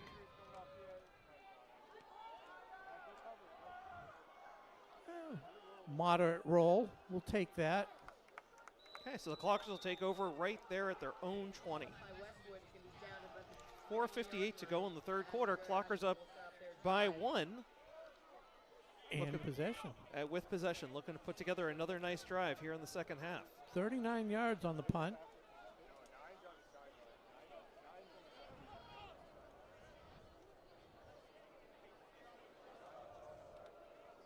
Okay, so Rob, tell me, did you ever hear the joke about the ceiling? I did not. Well, that's okay. It's over your head. Oh. Is that a short joke? Because I'm only 5 No. 5 3/4? No, it would have been over my head as well. Okay. Tonight's dad joke, everybody. Brought to you by... We'll have to check with our sponsor, see which one of them wants to right, sponsor the dad we joke. might lose a couple after that. All right. Sticking with the Gunka offense. Keep the ground game churning. Pitch to Ozalumba. Well defended by Westwood this time, only 3 yards. Yeah, it looked like Kevin was patiently waiting for his blocks to set, and they just never quite came around. Yeah, that's his method of operation. And His modus operandi? Yeah, I was going to say it in, is that Greek? Latin. Latin. Thank you. It's okay. Yeah. Look, we're doing high school football. We got to get a little educational sometimes. But I didn't think people would understand it. So. But that's what he does. He's very patient. He's a 2-year Tri-Valley All-Star. Kevin Ozalumba. He's gone. Out in front, 10, 15 yards ahead of everybody. Kevin Ozalumba to the house. Touchdown number 3, 78 yards.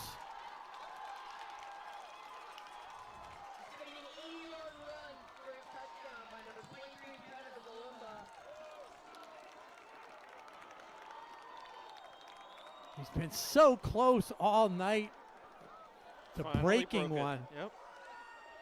Finally, nobody even close once he got in the clear. And I got to tell you, Rob, like, he sprinted the whole way. There was nothing looking back. There was no taunting. There was no bad sportsmanship. Just take it to the house. Act like you've been there before. Great job by Ozalumba. Great point. And that's something, we'll watch this extra point. Huge extra point. It's good. It's good. Sneaks it inside the right upright. Now, when you talk to people, I was talking to Peter Connery, the athletic director, and Miss Pam, one of the resource officers, and she says he's the most polite, the most pleasant, positive person, and as good an athlete as he is, he's as good a person. Good to hear. Good to hear. Yeah. So that's 3 touchdowns on the night for Kevin Ozalumba. That is. And what did we say in the pregame? What's the Clockers' record when he goes for 3 or more? They are 4-0. Okay. Good signs abound here for the Clockers. 4:05 to go in the third quarter. Clockers now up 21-13. That's how I opened the second half, too, saying that we need the 3 touchdowns. We were only 2 away.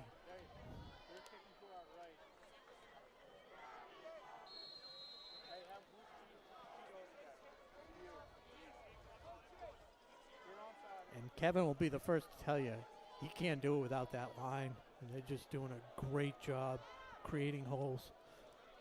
Short kick. And a nice return by the Wolverines as they're going to take it over with favorable field position on the 42-yard line. Yeah, that was Ryan Petrus, a sophomore, number 25 for the Wolverines. Came about 1 tackle short of breaking that one for a touchdown. So exactly 4 minutes to go now in the third quarter. Clockers up 21-13. Wolverines take over here on their own 42.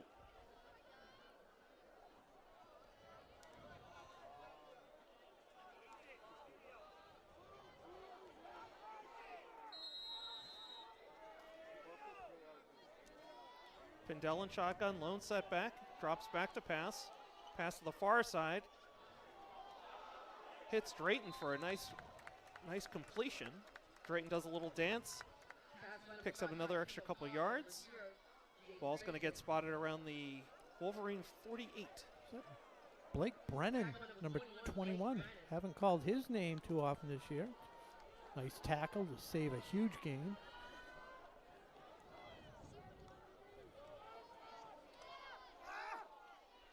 Over pursuing in the backfield. Brennan again, back-to-back tackles. Another big gainer for Narrowit. Clockers really haven't found a way to stop him tonight. Now it's just a really balanced attack. We talked about that. Now it is balanced, but they're really doing. No, they're doing a good job mixing it up. Another run, wrapped up by Hatchet Ezra, number 24, the sophomore, up and coming future All-Star. Great name for a linebacker. Hatchet. Yeah, they've been able to get him into offensive side in that gunk formation. Decent runner as well.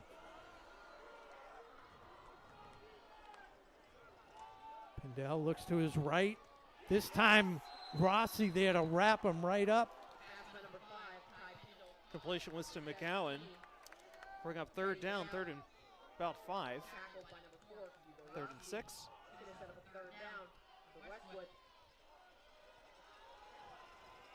So, I mean, Rob, just all night, it really feels like the Wolverines been using this spread offense, multiple wide receivers to try and open things up in the middle for a Narrowit to make the run up the middle. Player in motion. Clocker signaling like somebody moved. He does the pump fake again, gets behind the defender. Great defense.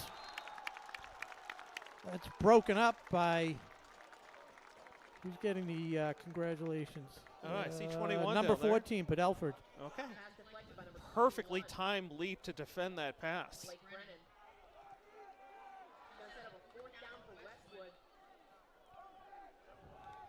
No punter coming in for this one, Rob. No.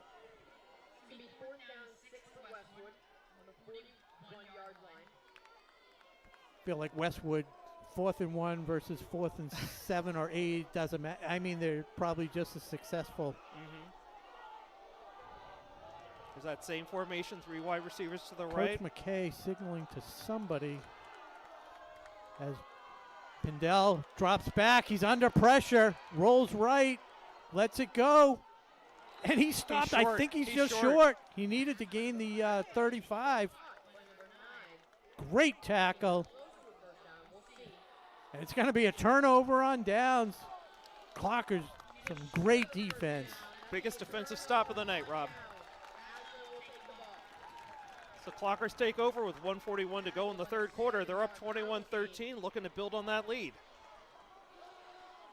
And we always call out the name of the Clockers, but cheerleaders always there on the sidelines to support them. Give me a chance to read off the names of the cheerleaders: Isabel Barbado, Shay Brogan, Bryn Carroll, Claudia Consiglio, Isabella Delgado, Gina DiBiaso, McKenna Murray, Sophia Perrine, Isabel Ryan, Elizabeth Surlove, Natanya Thomas, Hannah Wallenstein, and Nora Wilkinson. And we're back to action. Clockers take over, leading 21-13. 1:41 to go in the third. Wolverines just had a lineman come in at the last minute, Castaldini. Ozalumba again, trying to wear down this defense. That's his thing. He started the last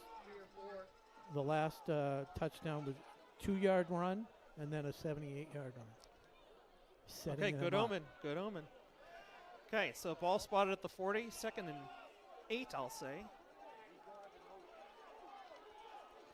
Clockers approach the line, going to stick with this gunk formation. Good headphone toss by Coach McKay. Not happy with the substitution situation on the defense.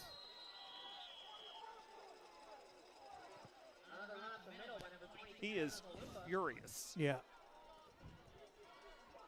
He did pick up a rare unsportsmanlike conduct penalty in the Bellingham game. Would not be surprised if the refs let one fly here. Okay, here come the Clockers, 3rd and 7 now. Atherton under center. Pitches to Ozalumba. A lot of traffic at the line. He gets brought down quickly.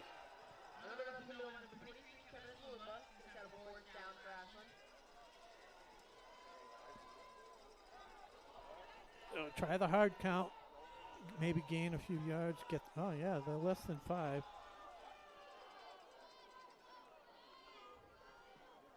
Seven seconds to go in the quarter. They're going to let the clock expire. Think about it. Okay, there's the buzzer. So that is the end of the 3rd quarter. Clockers up 21-13. Did you say buzzer? Is it a buzzer or I is it heard. a horn? Oh. What do they do in football? The whistle? Regardless, it's the end of the 3rd quarter. That's what we do. Clockers up 21-13. You're watching Ashland Clocker football on WACA. We'll be right back after this.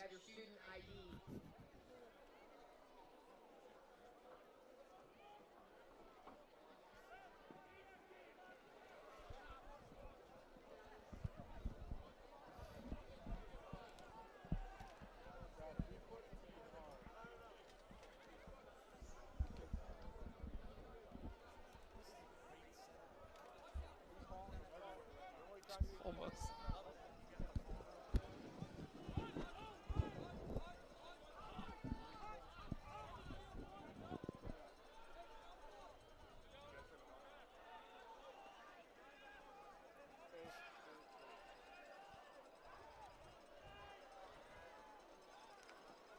So, quick turnaround. Not sure if we're live yet, but we're getting ready to kick off 4th quarter action. 21-13. Clockers going to punt on a 4th and 3. Scored on their first 2 possessions in the second half, to take a 21-13 lead. There's a nice punt by Ollie LaRoe. Fielded by Drayton to limit the net gain. About 28 yards. I'm Rob Silver with my partner Josh Abrams. Exciting 3rd quarter, Josh. Absolutely. Good to see the Clockers get that offense clicking and turn a deficit into a lead. So 21-13 is where we are right now. 11:55 to go in the 4th quarter. A couple of Tri-Valley League powerhouses battling it out tonight, both undefeated in the division. Clockers come in ranked at number 7 in the MIAA Division II power rankings. Wolverines at number 20. And winner of this game has the, as you said in the pregame, Rob, right? Inside track on the TVL Championship. TVL large. TVL large. I think they're Division 4. You're right, Division 4. Okay. Many of the other teams for Ashland are Division 2 in their respective sports. Mm-hmm. Yeah. Football's one of the few that's Division 4. And I saw, Holliston Division 4, like you said, Westwood, but Hopkinton, who's struggling this year, and we faced them on Thanksgiving, they're Division 2.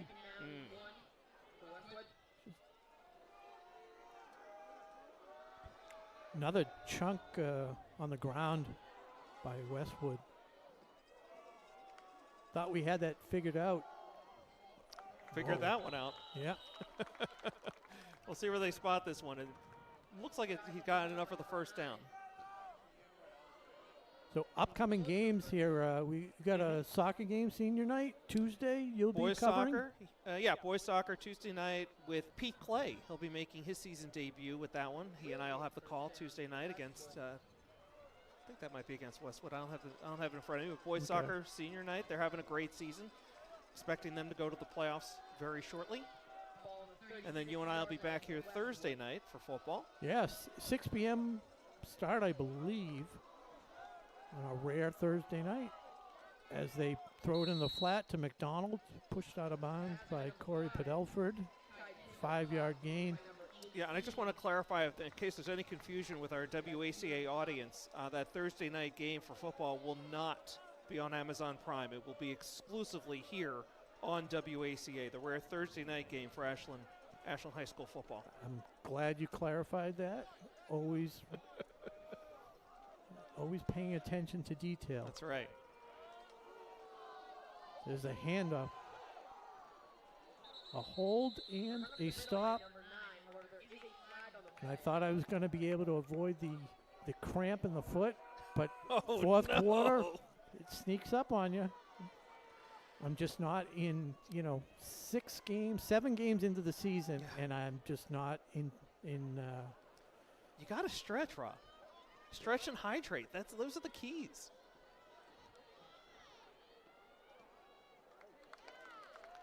All right, so the holding call is going to push it back 10 yards.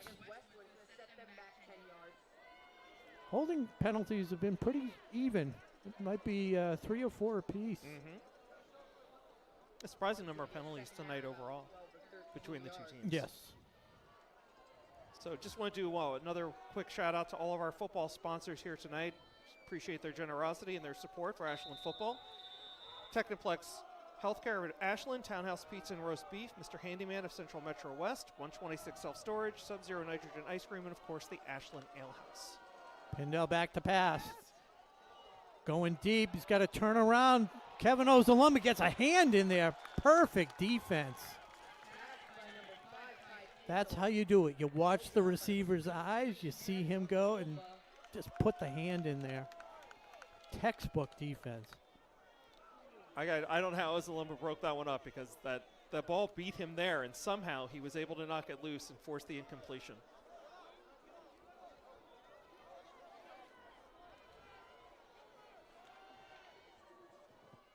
It's going to be a 3rd down and 12. So 3rd and 12 here for the Wolverines. I have 3rd and 13. Okay. I know, the scoreboard says 12, but that's why the people tune in. They want to know, wow. Let's see where they spot this one. It's going to be right at that 1st down marker. It's an accurate spot. I think that's a really accurate spot, and it's the 1st down. Definitely had the progress. Mm-hmm. Okay. Also want to take a moment here, Rob, to thank tonight's crew, of course, always doing a great job for us. They're here hours in advance, taking down after the game, and the unsung heroes, really. I mean, Rob and I, we can walk in here, put on our headsets. All the hard work's already been done for us. We'll get those thank names you, after the next play. Pindell in shotgun, drops back to pass. Under heavy pressure, fires to the sideline and well incomplete. Chased down by Isaiah Early, Ezra Hatchett, and Mark Mermelstein. And our crew? So for our crew tonight, Brady Montesino, Mackie Makatak Kotab, Luis Miranda, and Paul Bowden, our executive producer down in the press box. So thanks to all of you guys. Appreciate all the efforts, and be sure to thank them on the chat as well. We don't do any of this without these guys. So 9:26 to go here in the game. 21-13, Wolverines trying to mount a comeback. That throwing deep. That was a great pass, and for whatever reason, Teddy McGowan kind of held up and then started to turn on the Jets again, but just past the outstretched fingertips of McGowan. His hesitation actually created the incompletion. Yeah. It was a nice throw by Pindell. Huge break for watch it on the replay. I already lost it. You'll see it when you go home tonight and you watch the replay.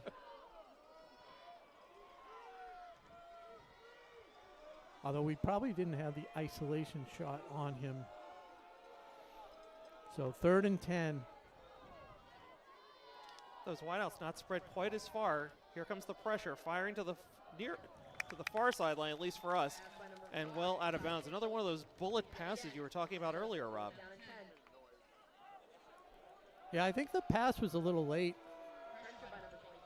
By the time he made that cut and the ball got there, he was already at the sideline.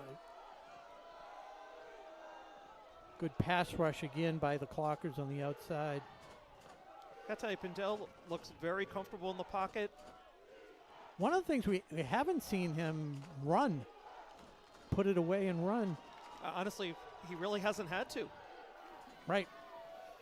And the Wolverines are going to burn a timeout on this big 4th down play. With 9:14 to go, 4th and 10, just short of midfield. Okay, while we have this timeout, Rob, do want to give a shout out to the Ashland volleyball team who finished their season at 11-9. Had a big 3-0 win over Hopkinton. Always a quality program to finish their season. Went on the road to Hopkinton on Wednesday night. Finished up at 11-9. They're now ranked number 14 in the Division II power rankings, up 1 spot from last week.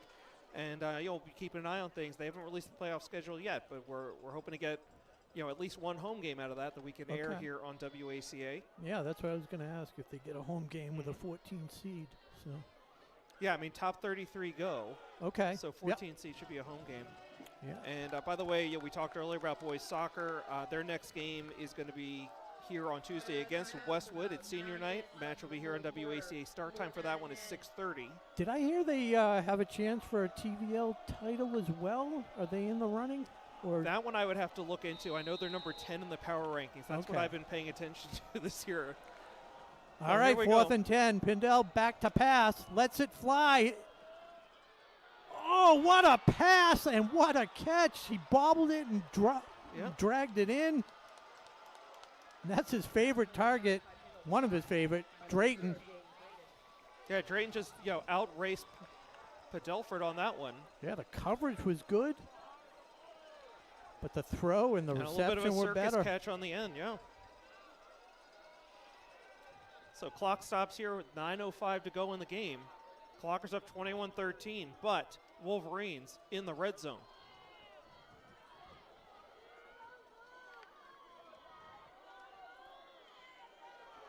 There's Hatchett again.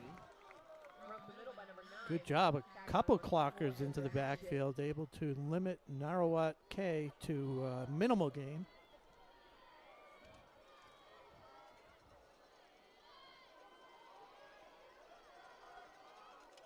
So it's 2nd and 9 with 8:30 to go. Rolls right. Got time. Getting pressure now and brought down. He picked off! And he's gone. Is that Boomer? Nick Boomer. He's got one guy to beat. And he's gone. Oh, he's going to get knocked out of bounds around the 17-yard line. Ty Pindell with an ill-advised. We got a flag down at the 24-yard line. Could be a hold after the interception. Yeah, I mean, I was wondering if Pindell was down when he threw that ball.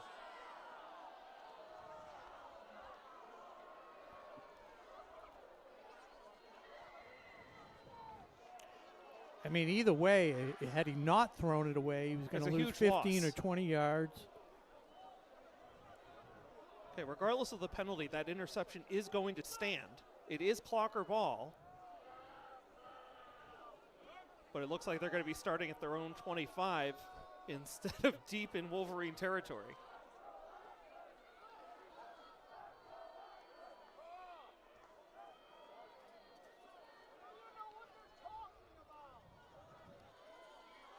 And everybody waiting for some signal from the refs. Signal from yep.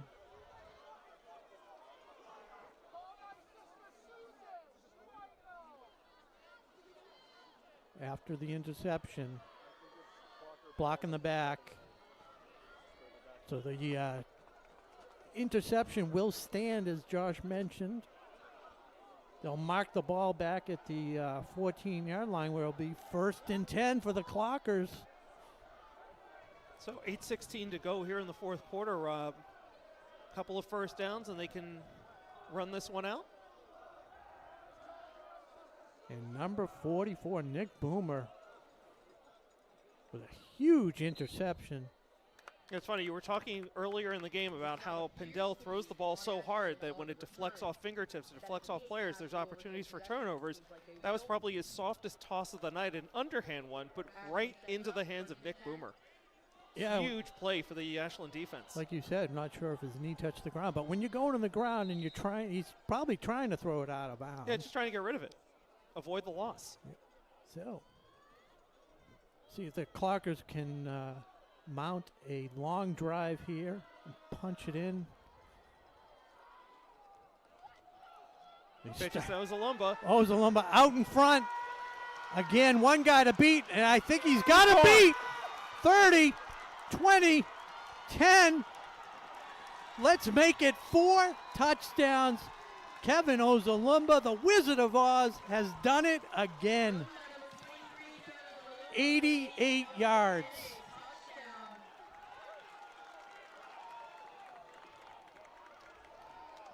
So much for chewing up the clock.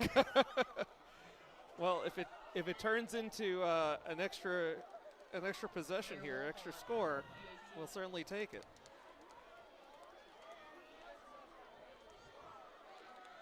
What are you going to credit him for on that run? That ball started at the 14. 12. Well, the scoreboard had a 12. I looked up. It was Okay. 88 yards. On top of the 78. He's well over 200 yards.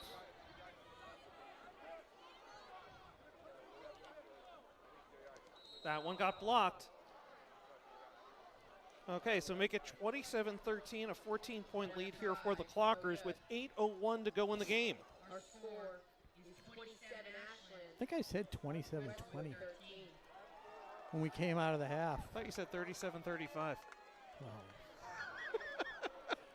Let's. Can we go down the production? Can we go to the tape on that the one? trailer? Can you guys in the truck?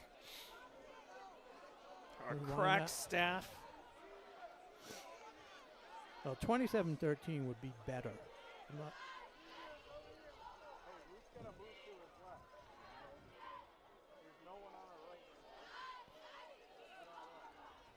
He has been exploiting that right side of the line all night long.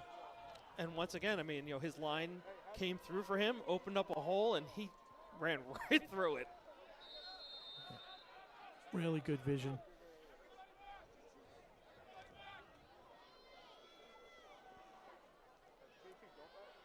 So, Aaron Wolf to kick it off, see if he can drive this one deep or a little squib kick. So it's Drayton on the return.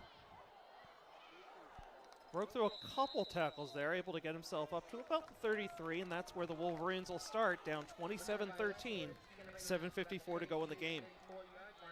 So the huge interception by Nick Boomer on the previous drive by the Wolverines turns into 7 for the Clockers. Was it just one 6. play? Yeah, 6.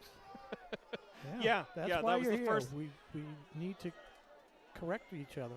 First play from scrimmage, Ozalumba goes 88. So back-to-back offensive plays for Ozalumba. Yeah, I mean, here I was hoping that the scored. Clockers could just kind of nurse that one-score lead.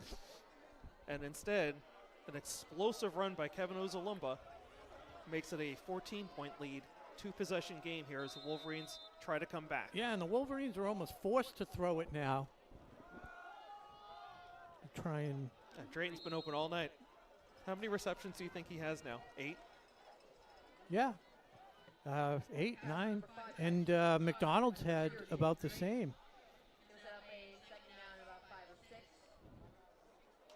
Ball on the 38-yard line. Clockers will just have to try and keep them in bounds, keep the clock moving.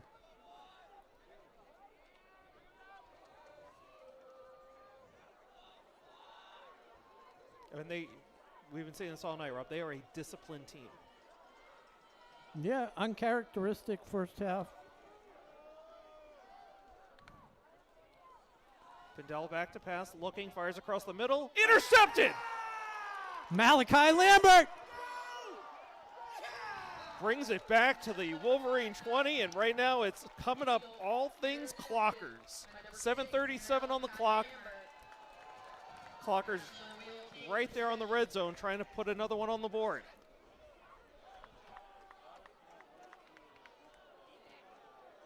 This was the Clocker team that we saw last week against Holliston. Just waited for the second half, huh? They actually came storming out of the gates. They were up 21-0, I think, by the end of the first quarter against Holliston. No, you had said earlier in the game, Rob, that we're going to need some timely defensive plays from the Clockers, and it certainly happened here in the fourth quarter.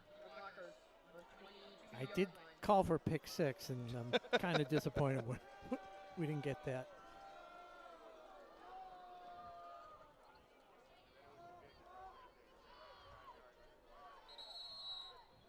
Timeout. Ashland gives us a chance to thank our sponsors again. Is that what we're going to do? We can thank our sponsors again. I was going to go back and look at some Ashland sports around Yeah, Clocker let's Nation. do that. But Let's do that. okay, we'll do that. So we had talked about volleyball, and we talked about boys soccer. For girls soccer, they've improved to 6-10. They're number 35 in the MIAA Division 2 power rankings, up 5 spots from last week. They do need to get to 33 in order to make the playoffs. They're at Westwood on Tuesday, then at Medfield Thursday in their season finale. Girls field hockey is up to 6-10-1 on the season. They hosted North Attleboro at the middle school earlier today, currently ranked number 22 in the Division 2 power rankings, up 1 spot. And then boys and girls cross country, they're going to both be at Westwood on Tuesday to wrap up their season. That's about where we are.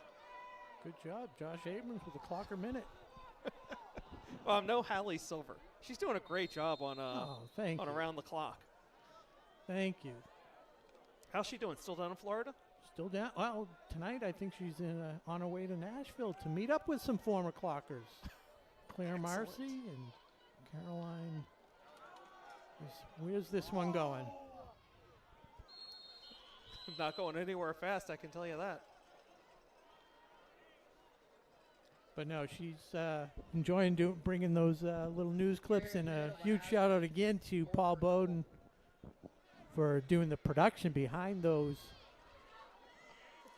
little news snippets and summary newsletters, whatever she's doing.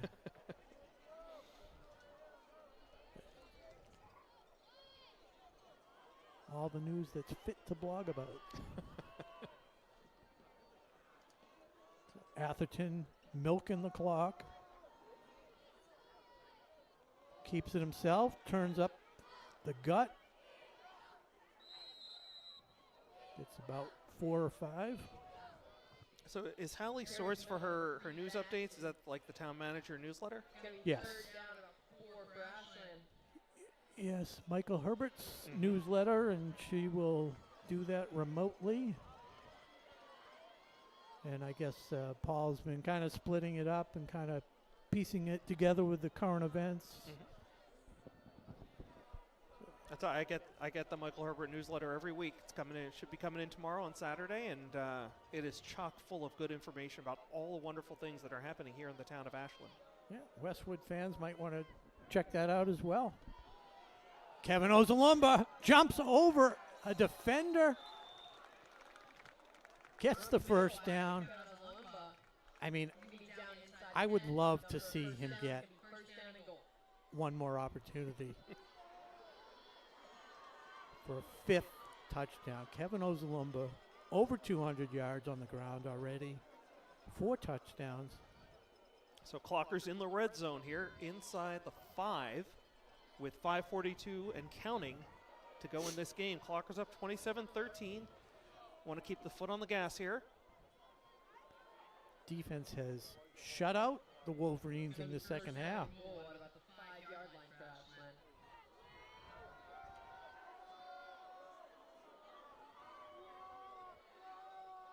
Atherton under center. No Boomer hurry. behind him. Yeah. Flanked by Uzalumba and Lambert. This time Lambert. He gets stood up right around the line. The crowd is pushing him forward. Still no, there's the whistle. And a flag in the Wolverine backfield. Secondary, the Wolverine secondary.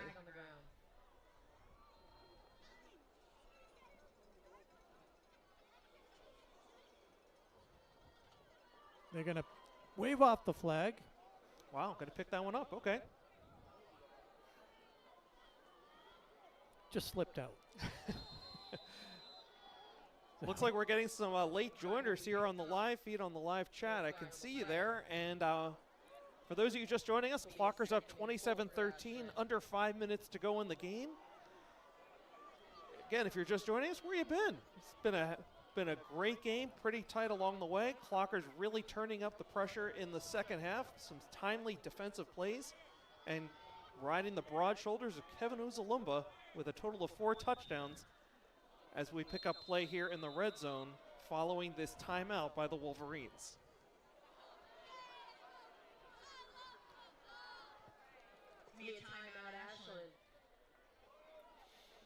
Peter said timeout Ashland. Okay. It wouldn't really make sense for, well, it could make sense for the Wolverines to call timeout. So, Robbie, Brian and I were talking about this on the volleyball game on Tuesday night, that this is I think this is like the 4th game of the week that WACA has covered, crossing a lot of different Ashland sports. So, now, like as I'm saying, I'm trying to remember my head. Obviously, we had volleyball. Obviously, we're doing football now. I know that Brian and Wayman Eng announced the girls' soccer game last night. Okay, and then we had the boys' soccer. Was that the 4th game you're talking about, or we've done 4? Well, we're going to be doing boys' soccer on Tuesday. I thought there was a 4th game that we did Was this there week. field hockey? Do we have? Yes, I think there was a field hockey game with Bob Tarosian. So there you go. Would it be 5? Would it be a historic broadcast on Tuesday? Well, that would be a new week. Okay. I didn't know within 7 days.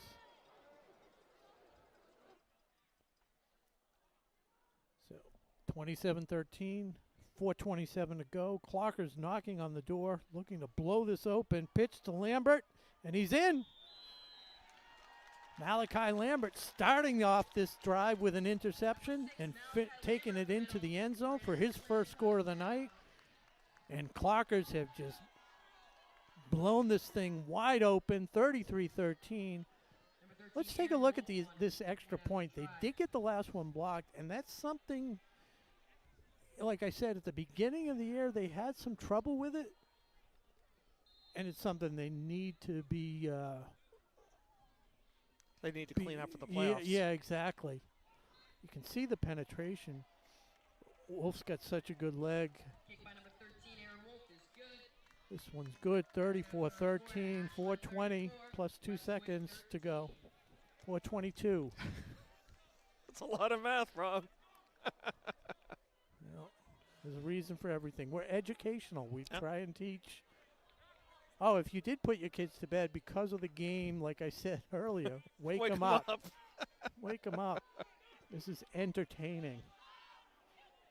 This is the way football is supposed to be played, at least if you're a clocker. Right. You know, that last turnover by Ty Pindell, you can't, blame him. He's definitely got to try and make things happen at that point, so he's going to force a couple. And the Clockers know that's coming, so it's a little bit easier on defense.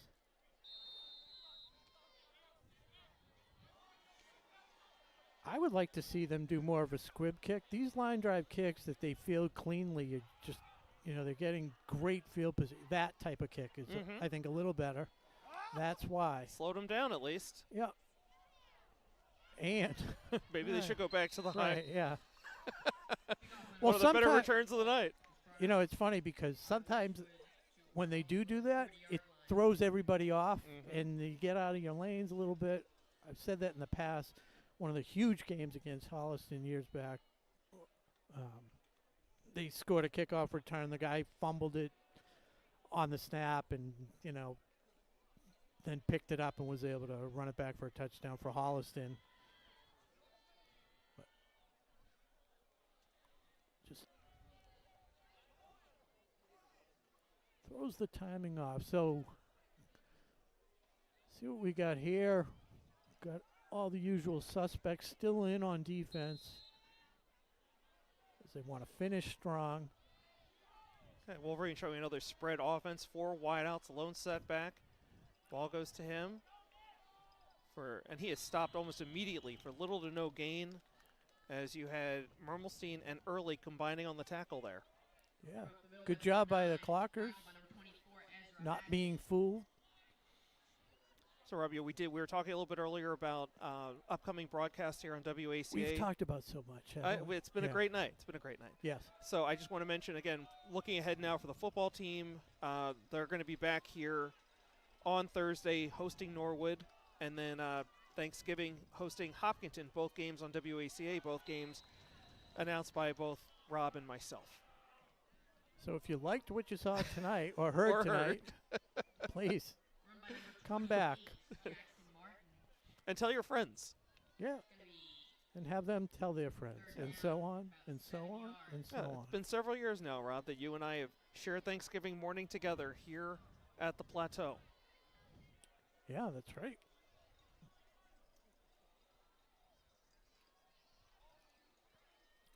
.307 to go. Pindell back to pass. Yes!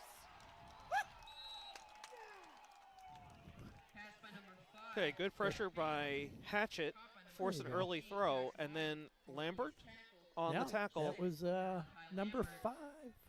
Was that number? I thought it was 6, but it could be 5. Okay, he was stopped for no gain. Already 4th and 8 here for the Wolverines. Under 3 minutes to go. The clock stopped on the incompletion. Number 28, Jackson Martin on the receiving end. Pindell. More pressure from Hatchett. Hatchett crushed him. But a first down completion nonetheless for the Wolverines. Unbelievable catch by Jaden Drayton. He's having a night. Kid can play. He must be well over 100 yards receiving. Double digits in receptions. Probably looking at a TVL All-Star right there. Clockers late getting to the set on their defense. Wolverines trying to take advantage and do. Missed tackle leads to another first down for the Wolverines. Clock stops at 2:37 to go. Clockers up 34-13, but Wolverines trying to drive here. Drayton again. Even when they know it's coming, they can't stop it. Well, again, I mean, the Clockers kind of got caught there, getting late to the line, late to their assignments. But not Hatchett. 2 straight plays. He's had great pressure on the quarterback. Dell drops back to pass, scrambles right, looking, throws it softly and out of bounds. Stop the clock, 2:30. Bring up 2nd and 10 from the Clocker 43 or so. At least I'm going off the scoreboard. That might be. Yeah. It's a bad spot for the scoreboard. 33. 33. But 2nd and 10 was right.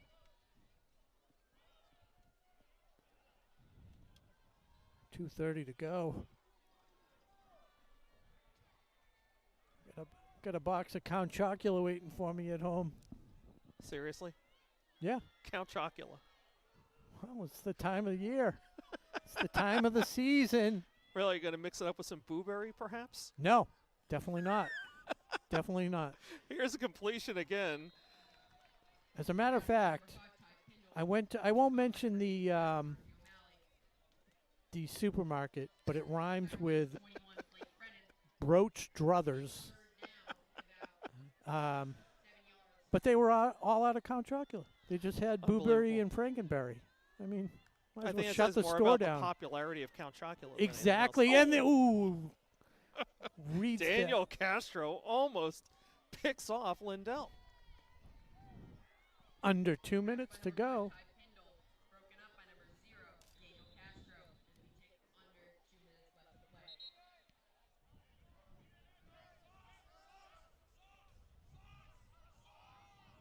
Isaiah Early coming out of the game.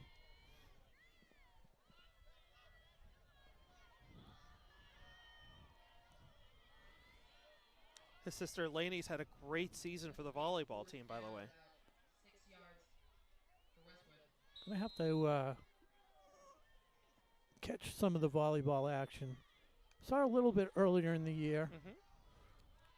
Pressure from Mermelstein. Loose ball. Up for grabs, falls incomplete.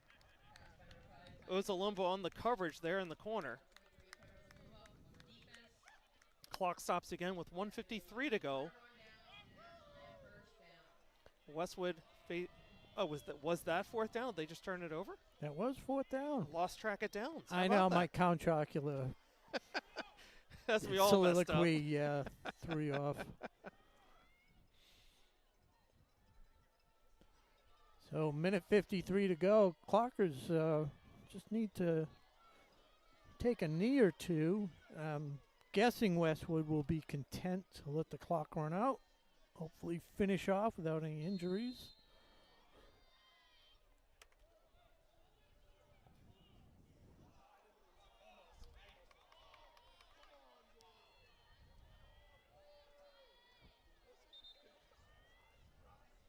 Wow. It's bedlam over here. Bedlam? They didn't have the football. They threw it in, went behind the guy. And now, timeout, Westwood. I mean, it's a beautiful spot, so why not spend as much time as you can? So again, just a programming reminder, our next football game will be right here on WACA, 6 p.m. start time. I just confirmed it, Rob, so good call Senior there. night. Senior night, yes, that's correct, senior night here. So get your tickets early. If you can't make it down here to the plateau, then join us here on the live stream on WACA. We'll be happy to have you. Rob and I will be back behind the mic for that one. As they face the Norwood Mustangs. Mustangs struggling this year. But, as we said, any game, anything can happen. Can't fall into the trap games, like you said. That's right. But I don't know what it is, but Coach McKay is the master of the halftime Motivation. rallying cry. Yep.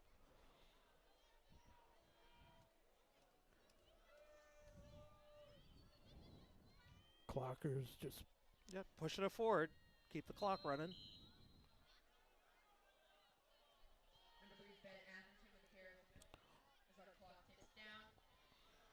that'll take us to about 120 with a snap. 2 snaps, they should be able to run it out. Okay, so assuming the score stays where it is, the next minute and a half, or at least a Clocker win tonight, that will move them ahead to 6-1 on the season. And Rob, I believe that will clinch for them the TVL large division. I believe that is correct. Assuming, so it's interesting, because if for some reason they were to lose, say they beat Norwood, but they lose on Thanksgiving Day, for some reason, they rest players, whatever it is, and they end 4-1, and Holliston runs the table, they're 4-1. They don't base it, I don't think, on head-to-head. They would call it a tie. But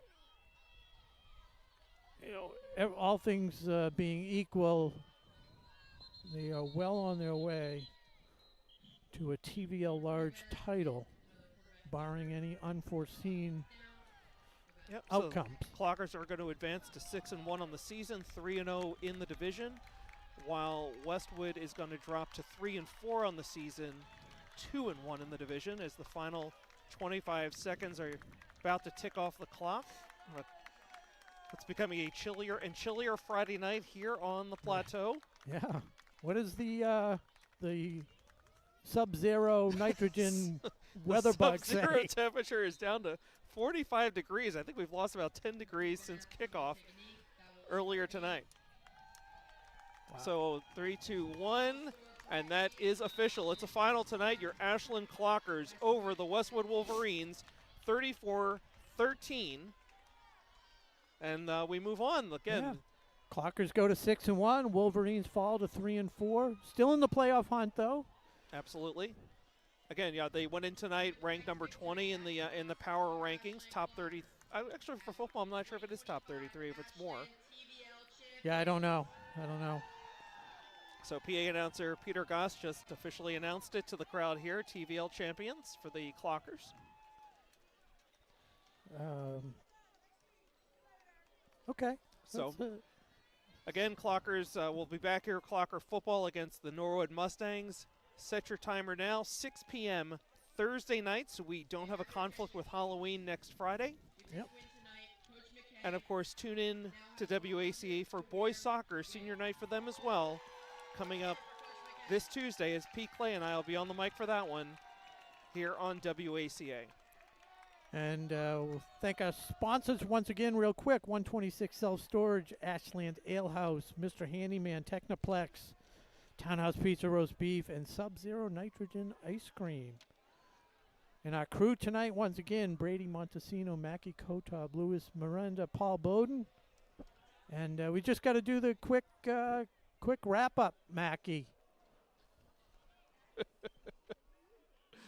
There's really not much to say, but final tonight, Zoom out, as you zoom can out. see, 34-13, the silver medal. Seems pretty obvious to me, but go ahead. Silver medal, gold medal, platinum medal, all the way. All the medals.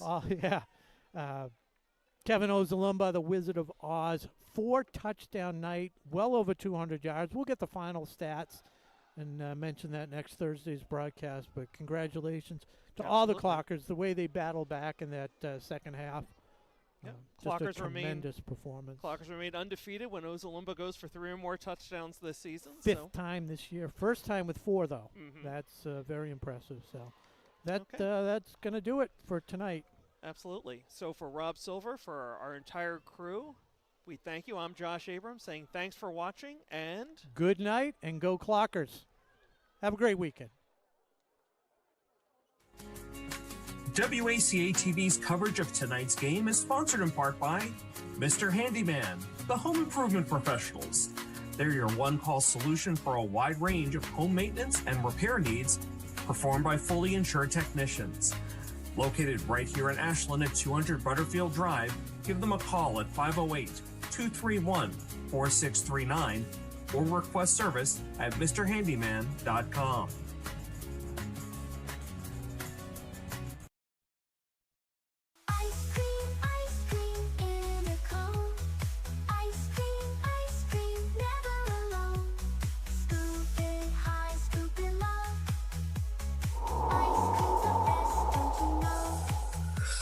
Welcome to Subzero, the original liquid nitrogen ice cream store and home of the Clocker Crunch.